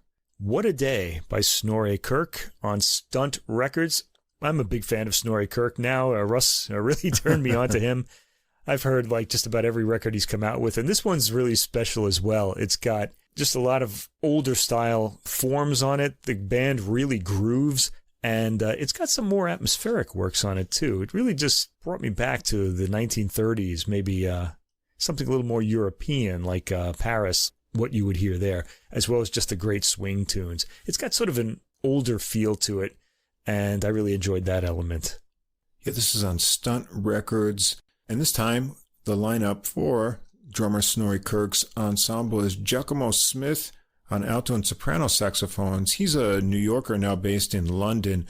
Joe Webb on piano, who's from Wales. Anders Felsted from Denmark on bass. And we've got guitar added, Alexander Honeybolton on a few tracks as well. And Snorri Kirk really captures the old spirit of jazz, but it's not like a retro sound. There's something living and fresh, and it sort of crosses those eras of swing and bebop and done in a real classy way. The tune I'm going to sample is track 2 from this recording, Pelagio's Shout. They get things into high gear for this speedy tune. It's an AABA 32 measure formed tune. Check out the fast walking bass lines, cool descending piano fills from Webb, and Kirk gets an extended rambunctious drum fill before Smith launches into a fast fingered solo.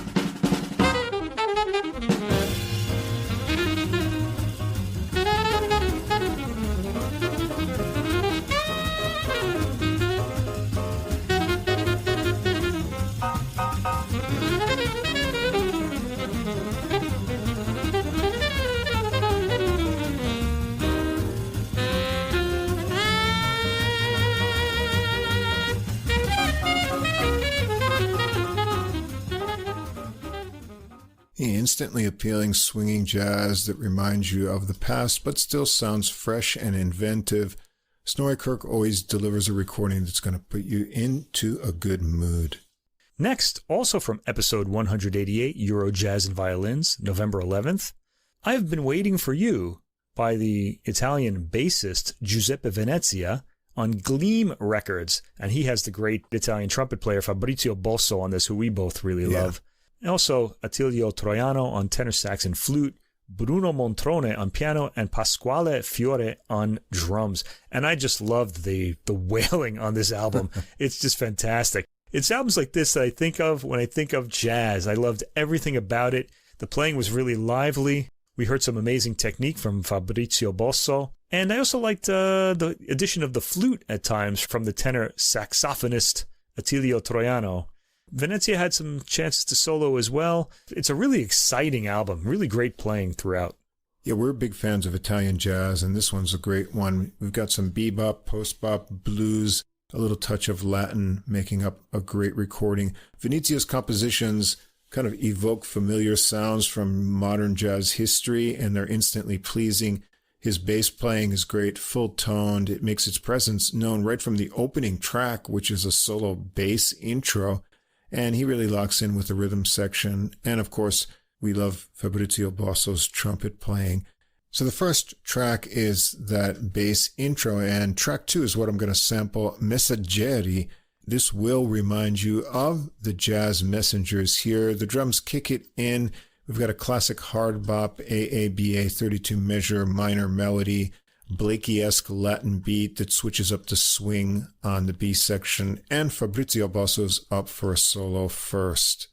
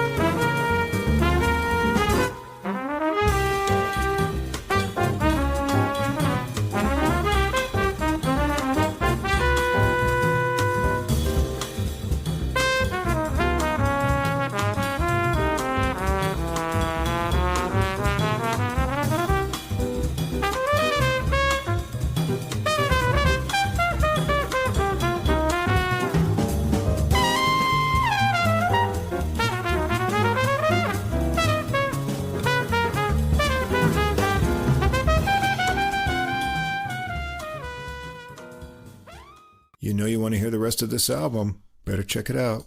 And the problem with me is I wanted to hear a lot of other Italian artists in jazz on this list, but we only had room for 10. So I want to give a shout out to Marcello Carboni's Miradas, Luigi Vitale, Kalimbata.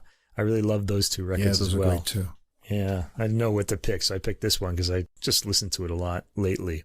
All right, my final pick for jazz is from episode 191, Keyboard Multiverse from December 2nd, Cookin' in the Couve by the Ben Patterson Trio on Cellar Music. That's Ben Patterson on piano, Neil Miner on bass, and Aaron Sieber on drums.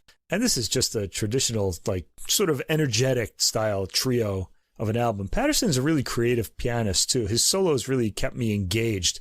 And he has all sorts of different types of ideas. He has runs, quick changes of rhythmic pattern. He's got some bluesy licks, good hooks. And this album also is the only album I've heard in recent times that recorded Quel temps fait-il à Paris, which is just a really charming tune. It was used in the Jacques Tati film, Monsieur Hulot's Holiday. So I have a nostalgic feeling for it as well. It's just really a comfortable listen, too. It just feels good. It's uplifting. Patterson has gobs of technique and the taste to match it. This is a great piano trio recording. There's a great mix of originals and classic compositions from the past, and a bluesy kind of common thread runs through everything. But there's also a lot of variety with ballads and Latin rhythms. Patterson's solos are full of inventive ideas, and everything comes off joyfully and with a sense of ease. Miner's bass lines have a lot of variety too, and Sieber's got impressive speed and technique. And don't forget that Ben Patterson is also an awesome Hammond B3 player, and we heard him a few weeks ago with the Jim Mullen group on the Hammond B3. And I'm going to give Mike a little bit of that French tune that he likes a lot. So nice. Check out this sample.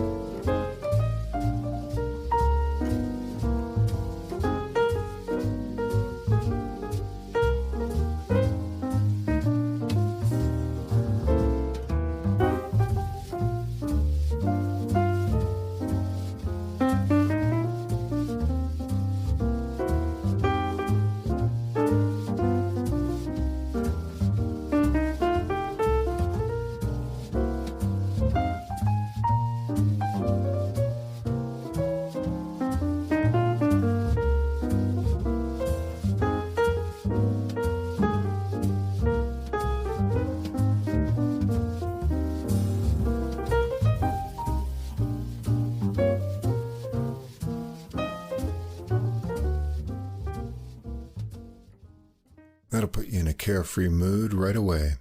Yeah, and that's the way it should be. I'm surprised more people don't record this song. It's a really good tune. Yeah, some really great playing on that album. Check it out, Ben Patterson. All right, over to my jazz picks, and Mike doesn't know what I've chosen. I don't know what they are. I'm desperately looking through my notes as he mentions them. I really put a lot of time into checking the jazz releases every day, so I feel like I could have just picked 10 recordings at random. They all would have been as likable as the rest for me. But I tried to get some variety or recordings that stood out in some unique way. It's a painful job we do here. Yeah, it's really hard listening to all this great music. Someone's got to do it. Yeah, but you have to decide. It's so hard. I can't do that. We're going to start out in episode 150, Music a la Modal from January 29th, going back to the beginning of the year, and a recording by trombonist David Gibson called Fellowship on Imani Records. I believe that's Orrin Evans' label. That album came out January 15th. I really liked this recording. Trombonist David Gibson's original tunes are really exciting.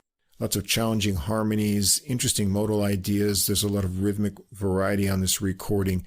And he shows he's got great chops and endurance to be the only horn player handling all the melodies and soloing on this recording. His improvised ideas are adventurous and creative. On this recording, we've got David Gibson on trombone and all original compositions, Davis Whitfield on piano, Joseph Lepore on bass, and Kush Abade on drums. And I'm going to give you a sample of the first track called Disquietude, because when I heard this, I was hooked right away when I sampled this album. We've got a 7-beat meter. Things get going with a bass ostinato for 4 measures. It's got this menacing modal minor mood to it. And then when everyone else comes in, there's an angular and rhythmic trombone melody. And it's just a really cool tune. Let's take a listen to this.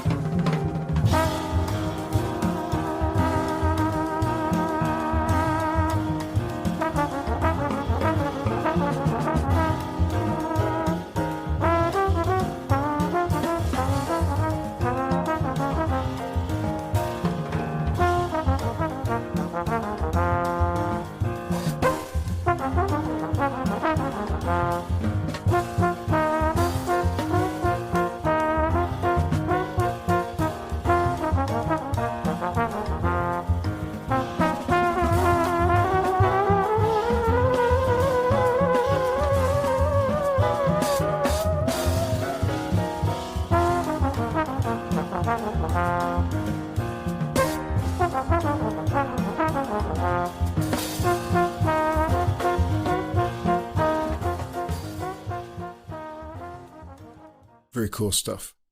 I don't remember this album. It was so long ago. I haven't heard it in such a long time. At the time, though, I said that I really thought that David Gibson, the trombonist, was really the star on the record. And he's an interesting soloist as well. He has a lot of interesting sort of ideas with, not just with phrasing, but just the way he sort of presents the solo, the tones he uses, and just the ideas he has. It sounded great to me. I may have to look into this again now. I think it was the most unique and bold statement trombone album I heard this year. Wow. Okay. Well, I am definitely checking it out again. Next, episode 153, Savant Garde from February 19th. A debut as a leader for Lawrence Fields, pianist, with To the Surface. This was on Rhythm and Flow Records. And Fields has all of the ingredients to become a really huge player, I think. Great technique, hard-swinging feel, endless ideas. His compositions lean toward the freer side, and sometimes you're not sure where the melody ends and the improvising begins, but it doesn't matter because it's always bursting with energy. There are a variety of grooves that often change up and are packed with fills from the drums here, and we've got some great bass as well. On this recording, Lawrence Fields piano, Yasushi Nakamura on bass, and Corey Fonville on drums. All original compositions by Fields as well. I'm going to give you a sample of the opening track, Parachute. Fields starts out with a solo 1 minute or so intro that will just give you an idea of his technique and bubbling ideas that characterize this album.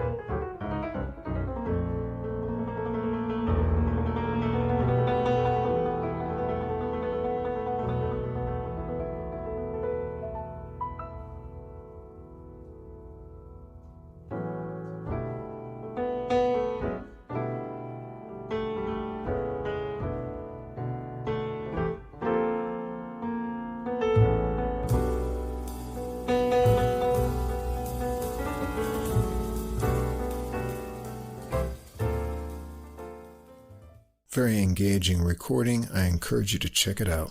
Yeah, it sounds great. This is another one that sort of fell by the wayside for me, and I'm just being reminded of it now. At the time, I said that Fields has an excellent harmonic sense, just what he plays, and I was picking a lot of that up on the sample that you just played, and this will be an album worth revisiting for me too. It's got great sound, too, on the piano, and just the overall sort of production sounds great. I had this on this afternoon since we're sort of on vacation at the end of the year in Japan here, and it does have great sonics indeed. Yeah, may have to pick this up. Next, episode 163, Theater of Music from May 6th. This is going over to the Origin label, Deep in the Soil, from saxophonist Jordan Vannemert. That recording came out April 19th. This is a great recording. Vannemert was originally a tenor player, but he switched over to alto, and he sounds great with a big warm sound, inspired solos with great ideas and mature playing. We've got a variety of grooves on the album that are really tight. On the recording, we've got Terrell Stafford on trumpet, Michael Deese on trombone, Jordan Vannemert on alto sax, Helen Sung piano, Rodney Whitaker on bass, and Louis Nash on drums. The tune I'm going to sample is the opening track that's written by another saxophonist that we like, Sherelle Cassidy. This is called Call to Order. It's high energy and great sound quality here too, right from the start. A 28-measure melody, an alternating 8-measure sax and trumpet section idea, and then they work towards the final section together, all over great change-ups in the drumming, and then it repeats before getting launched into a Stafford solo. Let's check this out.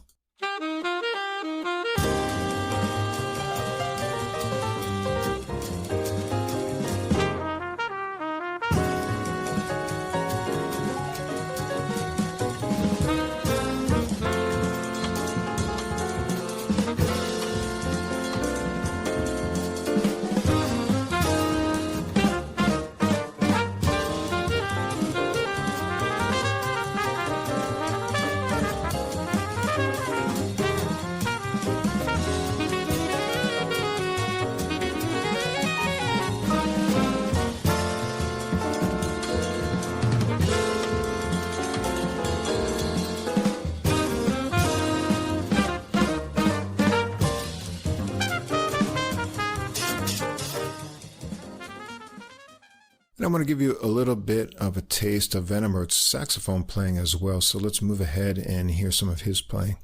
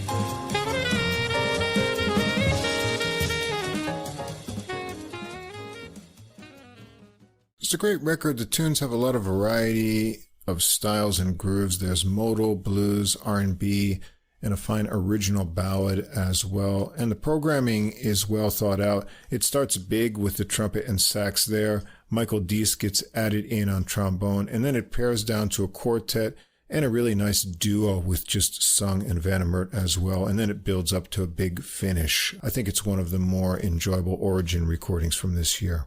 Yeah, I actually bought this one on CD right after we did it. Yeah, we both have this one. Yep. Wow.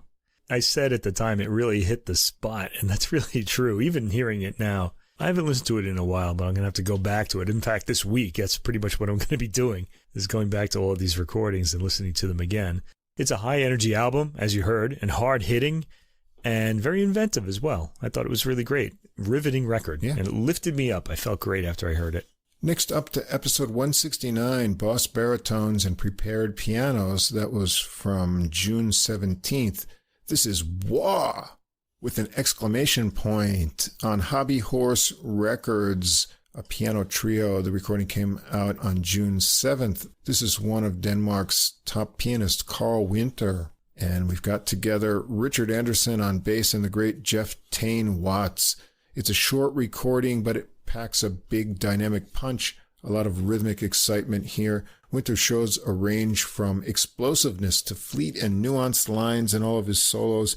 His compositions are unique, and there's a lot of material for interesting improvisations here. Much of the explosive character is built up from Watts, who's a real powerhouse drummer. I want to check out the opening track called Planet P, and Winter opens it with a rhythmic piano line that drives into syncopated chords, bass lines, and drum fills from Watts. And the piano figure returns again a little bit later on in the melody. Things are off to a really swinging and hard start with improvised piano as well. Let's hear this one get started.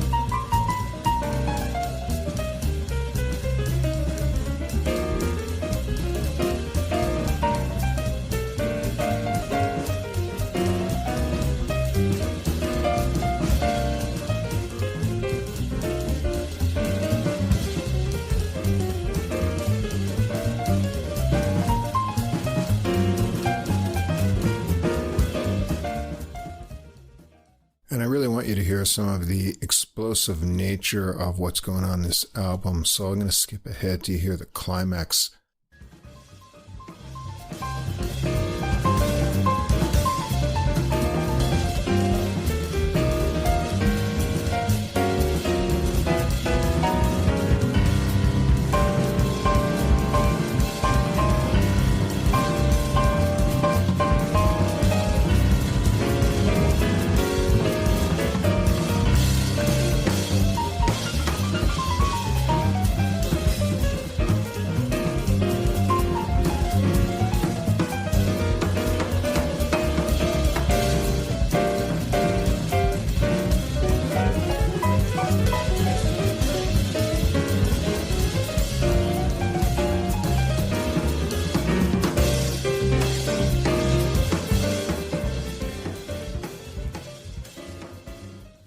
I think you can tell from that this one's going to be an exciting listen. Indeed, it was. I like the energy of these performances, and I'm really grooving to that right now. I remember that each member of the trio had something different. Like Winter is a classy player, and then you have Jeff Tain Watts, who's a really hard-hitting drummer, and I always loved that with my rock and roll childhood. It just kind of makes me feel good. And some sensitive bass playing as well. So it's a really upbeat album. It's only got 5 tracks, but still manages to be 40 minutes long. And I think that's satisfying. I like it when tracks are long enough so that the soloist can stretch out in them a bit. And Winter actually does that quite a bit. He plays some pretty long solos, but they're always interesting. I think this was pretty great. Yeah, really good recording. And I just couldn't stay away from these great piano recordings. So many of my picks are just these piano recordings that I've kept listening to all year long. And here's another one from episode 170, Muses, Moods, and an Oud. That's tributes from Italian pianist Antonio Ferrao on Crisscross Jazz that came out on June 14th. And he's together with John Patitucci on bass and Jeff Ballard on drums.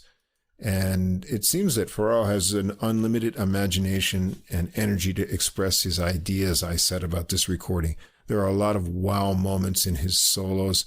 His own compositions have catchy melodic phrases, and they become familiar really quickly. There's a lot of modern modal explosive playing on this album as well, but it's balanced with more lyrical and nuanced work.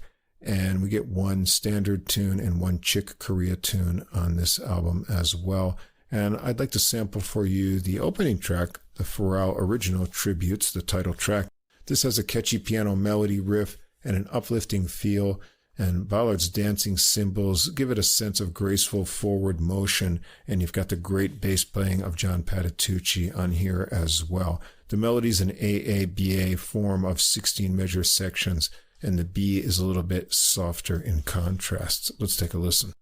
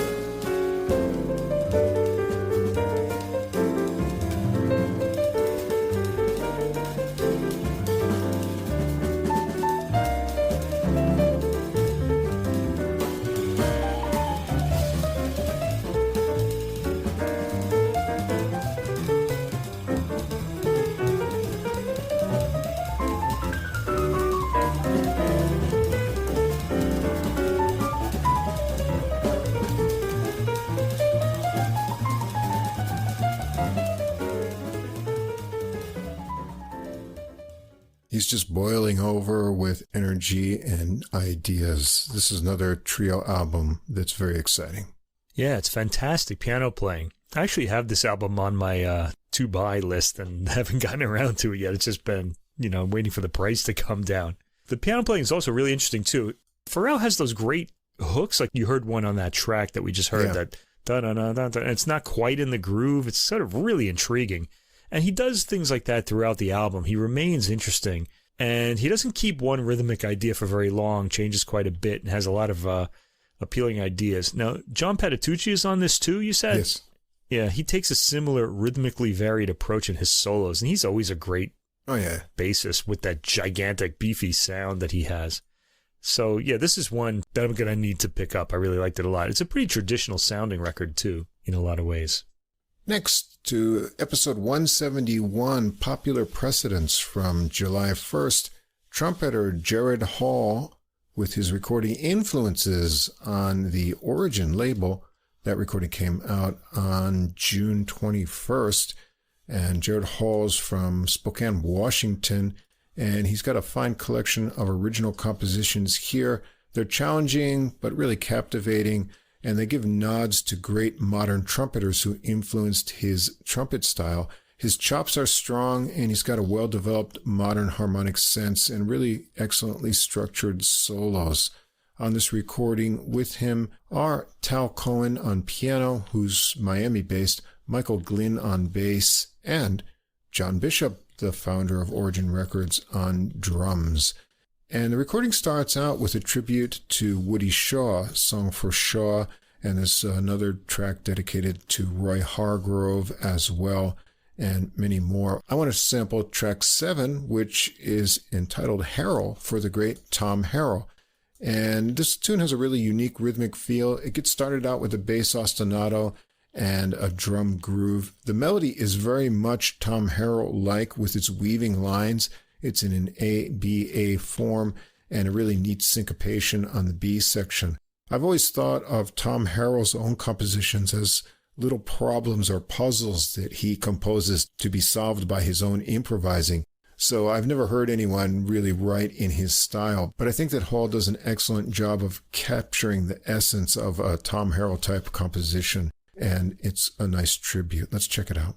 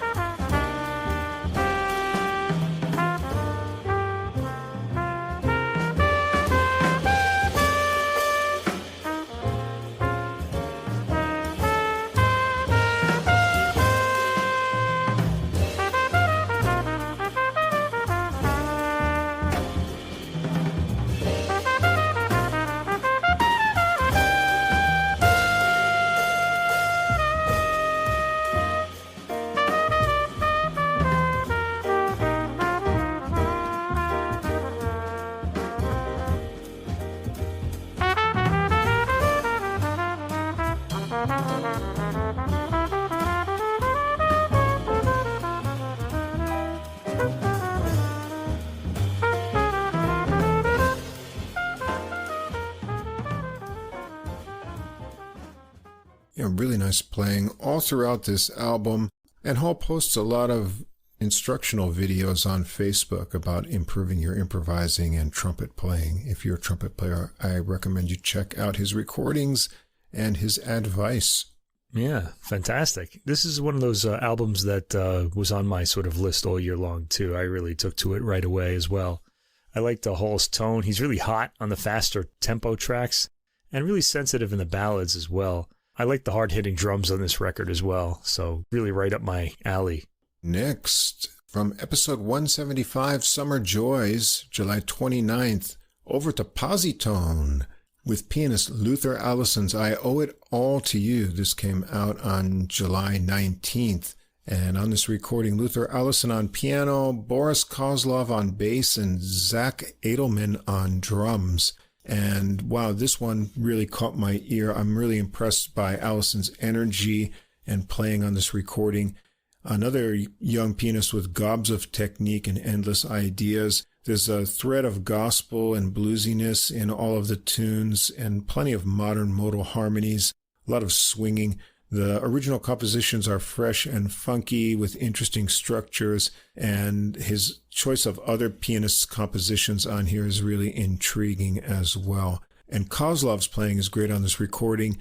Zach Edelman sounds awesome as well, and you can check out his latest album, As a Leader, that came out in October as well. I want to sample the title track, the opening track, an Allison original, I Owe It All to You. It's got a playful start with some rapid-fire repeated notes, a descending figure working into more repeated figures that rise and fall, and there's a build-up to a more placid 16-measure melody, some alternating chord vamping in a section that has throbbing bass and cool left-hand piano figures. There's just so much going on. Check this tune out.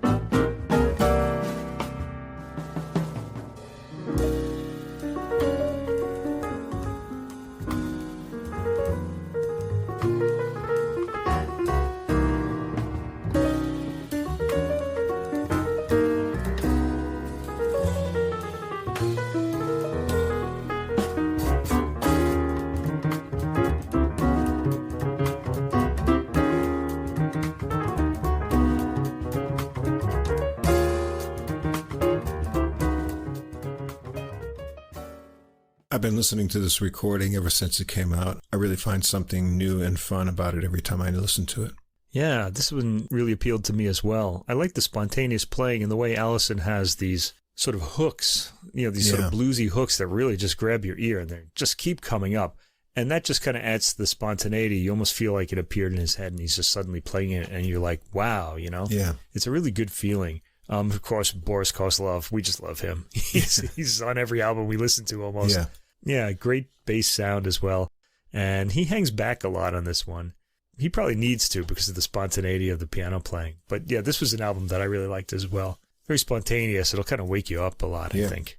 Next, from episode 178, Trumpet Divertimento, that came out on August 26th, we've got trumpeter Jonathan Powell's Mambo Jazz Party. This is on Circle 9 Records. I almost picked this one. Oh, did you? Yeah, I was kind of close. That's trombonist Doug Beavers' label, who's a Latin jazz expert himself. This recording has a really big cast of musicians on it, so you'll have to go back to the original episode if you want to get all of that information. For this summary episode, it's enough to say that there's more than enough for a party. 13 tracks, an hour and 15 minutes of great Latin excitement here. There's great arranging, mostly from Powell, but also from Doug Beavers and Angel Fernandez. The material's an interesting mix of Powell's originals, some Latin favorites, and some Latin reworkings of tunes by Chick Corea, Herbie Hancock, Joe Henderson, Lee Morgan, even Japanese trumpeter Tomasa Hino. And there's great solos throughout the recording. Powell's impressive power and range are on display throughout the recording. I'm going to just go with the opening track, Juancito, here, that's composed and arranged by Jonathan Powell. It's an ode to the great Puerto Rican trumpeter Juancito Torres, and it features trombone great Jimmy Bosch. Jimmy Bosch is known for his light-sabered trombone tone, and he gets things started out solo here, gets joined by the percussion then, and the horns come in for backing, and then bass and keyboards build in. Let's hear this exciting recording get started.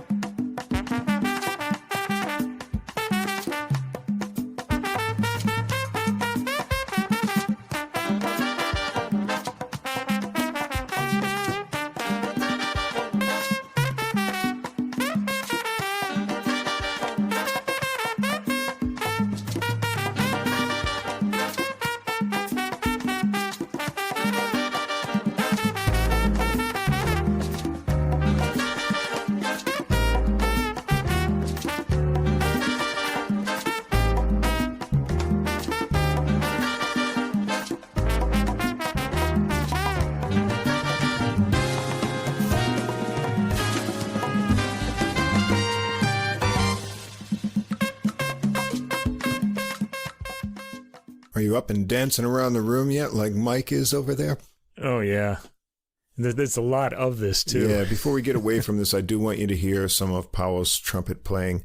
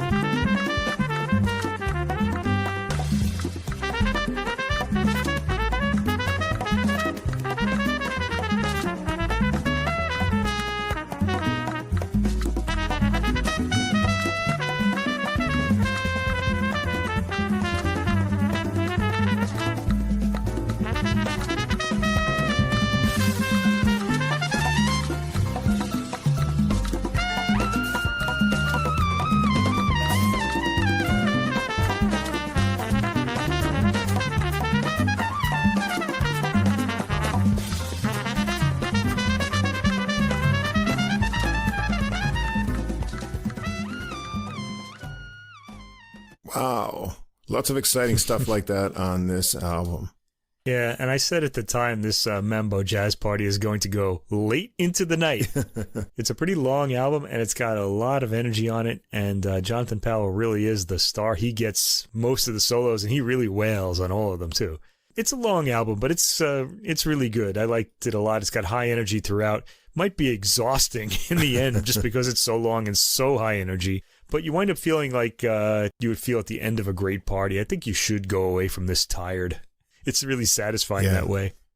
All right, and I'm shamelessly going to go to another trumpet recording for my next one. Why not? Actually, the next two will come from this same episode 179, Fandango Fantasy. That came out September 2nd, and this is trumpeter Eric Jacobson. That's a different Eric Jacobson than is on Jason Kaiser's album, spelled differently as well, but another trumpet player that we really like and we've heard before on the podcast.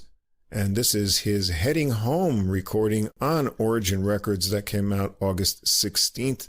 On this recording, Eric Jacobson on trumpet and all original compositions, Jeff Bradfield on tenor sax, Bruce Barth on piano, Dennis Carroll on bass, and George Flutis on drums. And this is just a great post-bop jazz recording. There's a good variety of all original tunes from Jacobson, hard bopping, modal jazz. There's a waltz on here, a couple of blue tunes, Latin, a pretty ballad, and some boogaloo that we're going to check out on the sample track here. What I like about Jacobson's playing is his solos are always really musical, and he's not afraid to take chances, gets himself in a difficult spot harmonically sometimes, and then he works it out gracefully, like a cat always landing on its feet. And that's what I liked about the great hard bop and post bop players in the Freddie Hubbard vein, and I feel like Jacobson's in that category. We're going to check out track 8, Heading Home, and this could have come right out of a 1960s Lee Morgan kind of recording.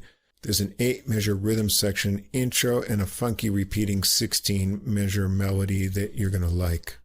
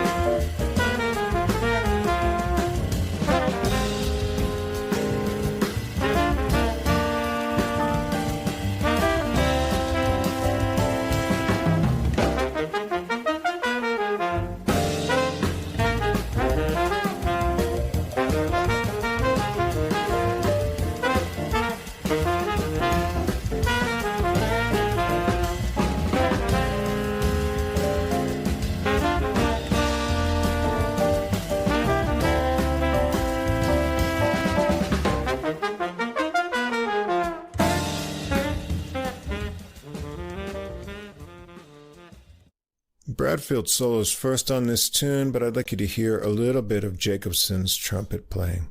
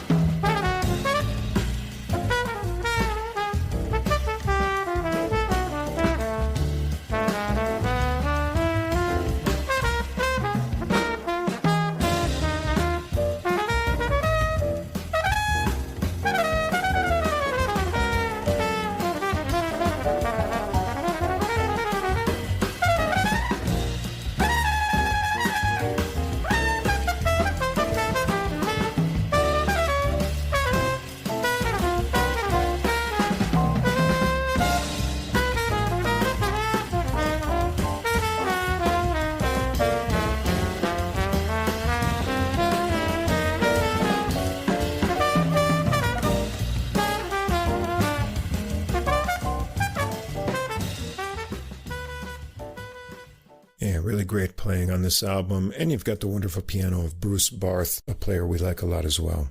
Yeah, it was really Bruce Barth that drew me to this album. And I'm pretty surprised I don't have this on my list. I can't believe, I would think I would have it on there. But I don't know. I really like the whole vibe of the record. It's pretty straightforward, pretty traditional jazz forms and a lot of interesting space in the rhythms as well. And again, Barth's playing was fantastic. Jacobson plays well throughout as well. I had written that I liked him on the ballad My Love for Amy. He plays really well in ballads as well. He's got a nice sensitive sort of style. Yeah, great tone on that tune. All right, and my list is going to end up in the same episode, Mike.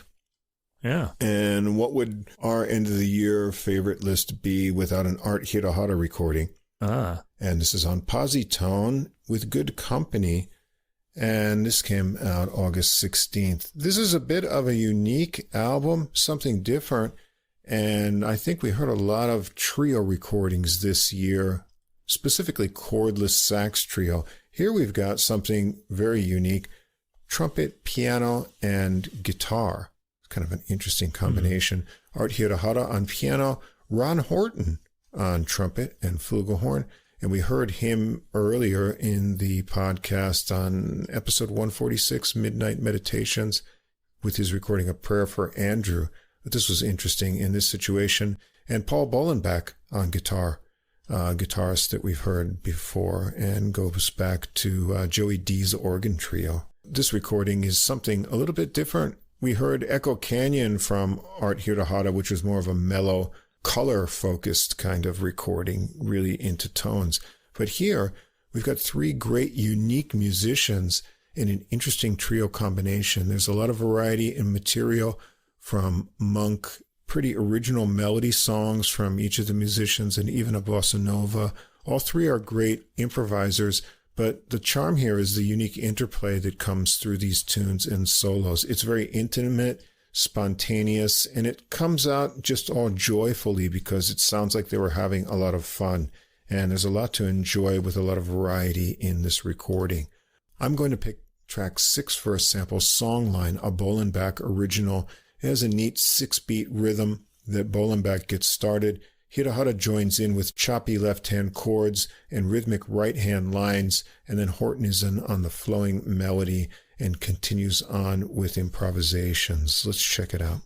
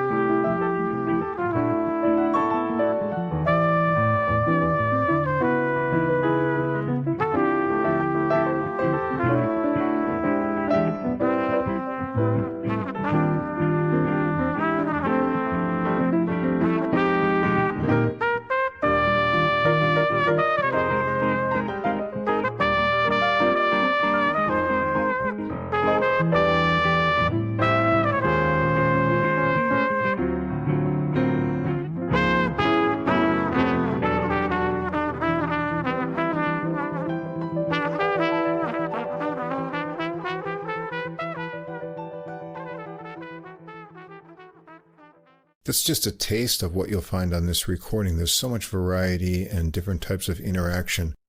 Sometimes it's hard for guitar and piano to stay out of each other's way because they're in the same kind of tonal register. But these two just complement each other throughout the recording, and I found this really enjoyable in a lot of ways. Yeah, the piano and guitar timbres generally don't go together, but they seem to work well enough here. I liked Art Hirohara's Echo Canyon so much that this came as a bit of a surprise, but it shouldn't because he's different on every album. He's had some pretty out there albums as well, and this one doesn't have a drummer, and the mix of timbres and the way they interact off each other is just really appealing. It's a good album. It's just not mellow like Echo Canyon was. I just had to kind of change my mood for that, and that's important. It's kind of an important skill to have in life. So I would say listen to some jazz albums like this and change your mind about things. You'll see life differently. I've got a couple albums on my list from Origin Records and Positone. And I just think that the producers there, John Bishop and Mark Free over here at Positone, they seem to come up with interesting settings and let musicians do what they want to do.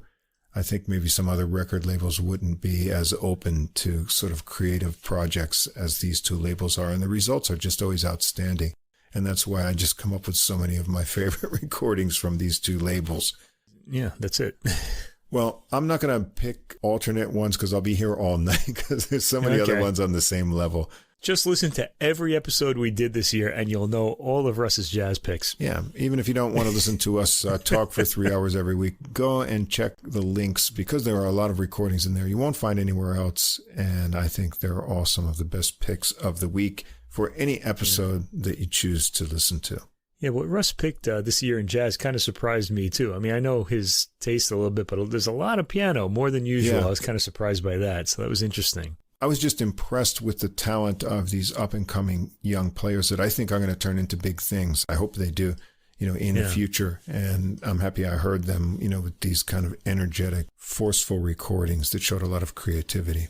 Yeah, and you heard them here first. There you go. Tell all your friends. All right, that's going to wrap up 2024. It was a very good year in music. It turned out to be a good year after all. I didn't know it was happening back in winter and spring, but now I'm looking back, I'm like, wow, there really were a lot of great recordings. And it wasn't an easy year, really, in the outside world, but the music kept us going, and that's the way we're going to make it to the end, I think. Yeah, and if you've got a boring weekend coming up with nothing to do, or you need to get away from the relatives over the New Year's Eve, just check out the playlist that I'll post with this. You'll have 40-some hours of good music to listen to. I can't believe you're going to put all of that up, boy. Yeah, why not? Yeah, 40 albums, huh? Boy. 40 albums, yeah. And we're going to take next week off. It's kind of a special holiday in Japan. The New Year's lasts for a while. We need some downtime after a long year of listening to music. Yeah, and the New Year's holiday happens to be in the middle of the week. So it's going to be hard because you have to be with people, and it's going to be hard to do the listening this week. So we'll be back in 2 weeks. So we'll come back with our regular formatted episode, 6 new recordings for January 13th. There's some new things coming out in the first week of the year that I'm already looking forward to. So we'll see. We may have to fill things out with some December releases probably, but... Yeah, and let's see what's happening in 2025. I know I've already got a good Debussy chamber music album coming out by the Nash Ensemble, although we might not be able to put it on that particular episode because it's going to be a little too early. Right. But maybe the week after. Anyway, thanks to all of our listeners. Thanks to the record labels and musicians that keep us going. Well over 1,100 albums now, and we'll keep going into 2025 with lots of new releases. Keep our momentum going. Yeah, thanks to all the new listeners and to everyone who's been with us all the way through, keeping us company this year. We really enjoyed talking about this music with you. We made some new friends. It's really been fun. Yeah. And as always, thanks to Fast Signs of Staten Island for our glowing neon logo. It keeps glowing. Just never going out. Never going out. This has been episode 195, our favorites from 2024, and we'll be back with new music in 2 weeks in 2025. So until then, keep listening, and we'll see you again next time.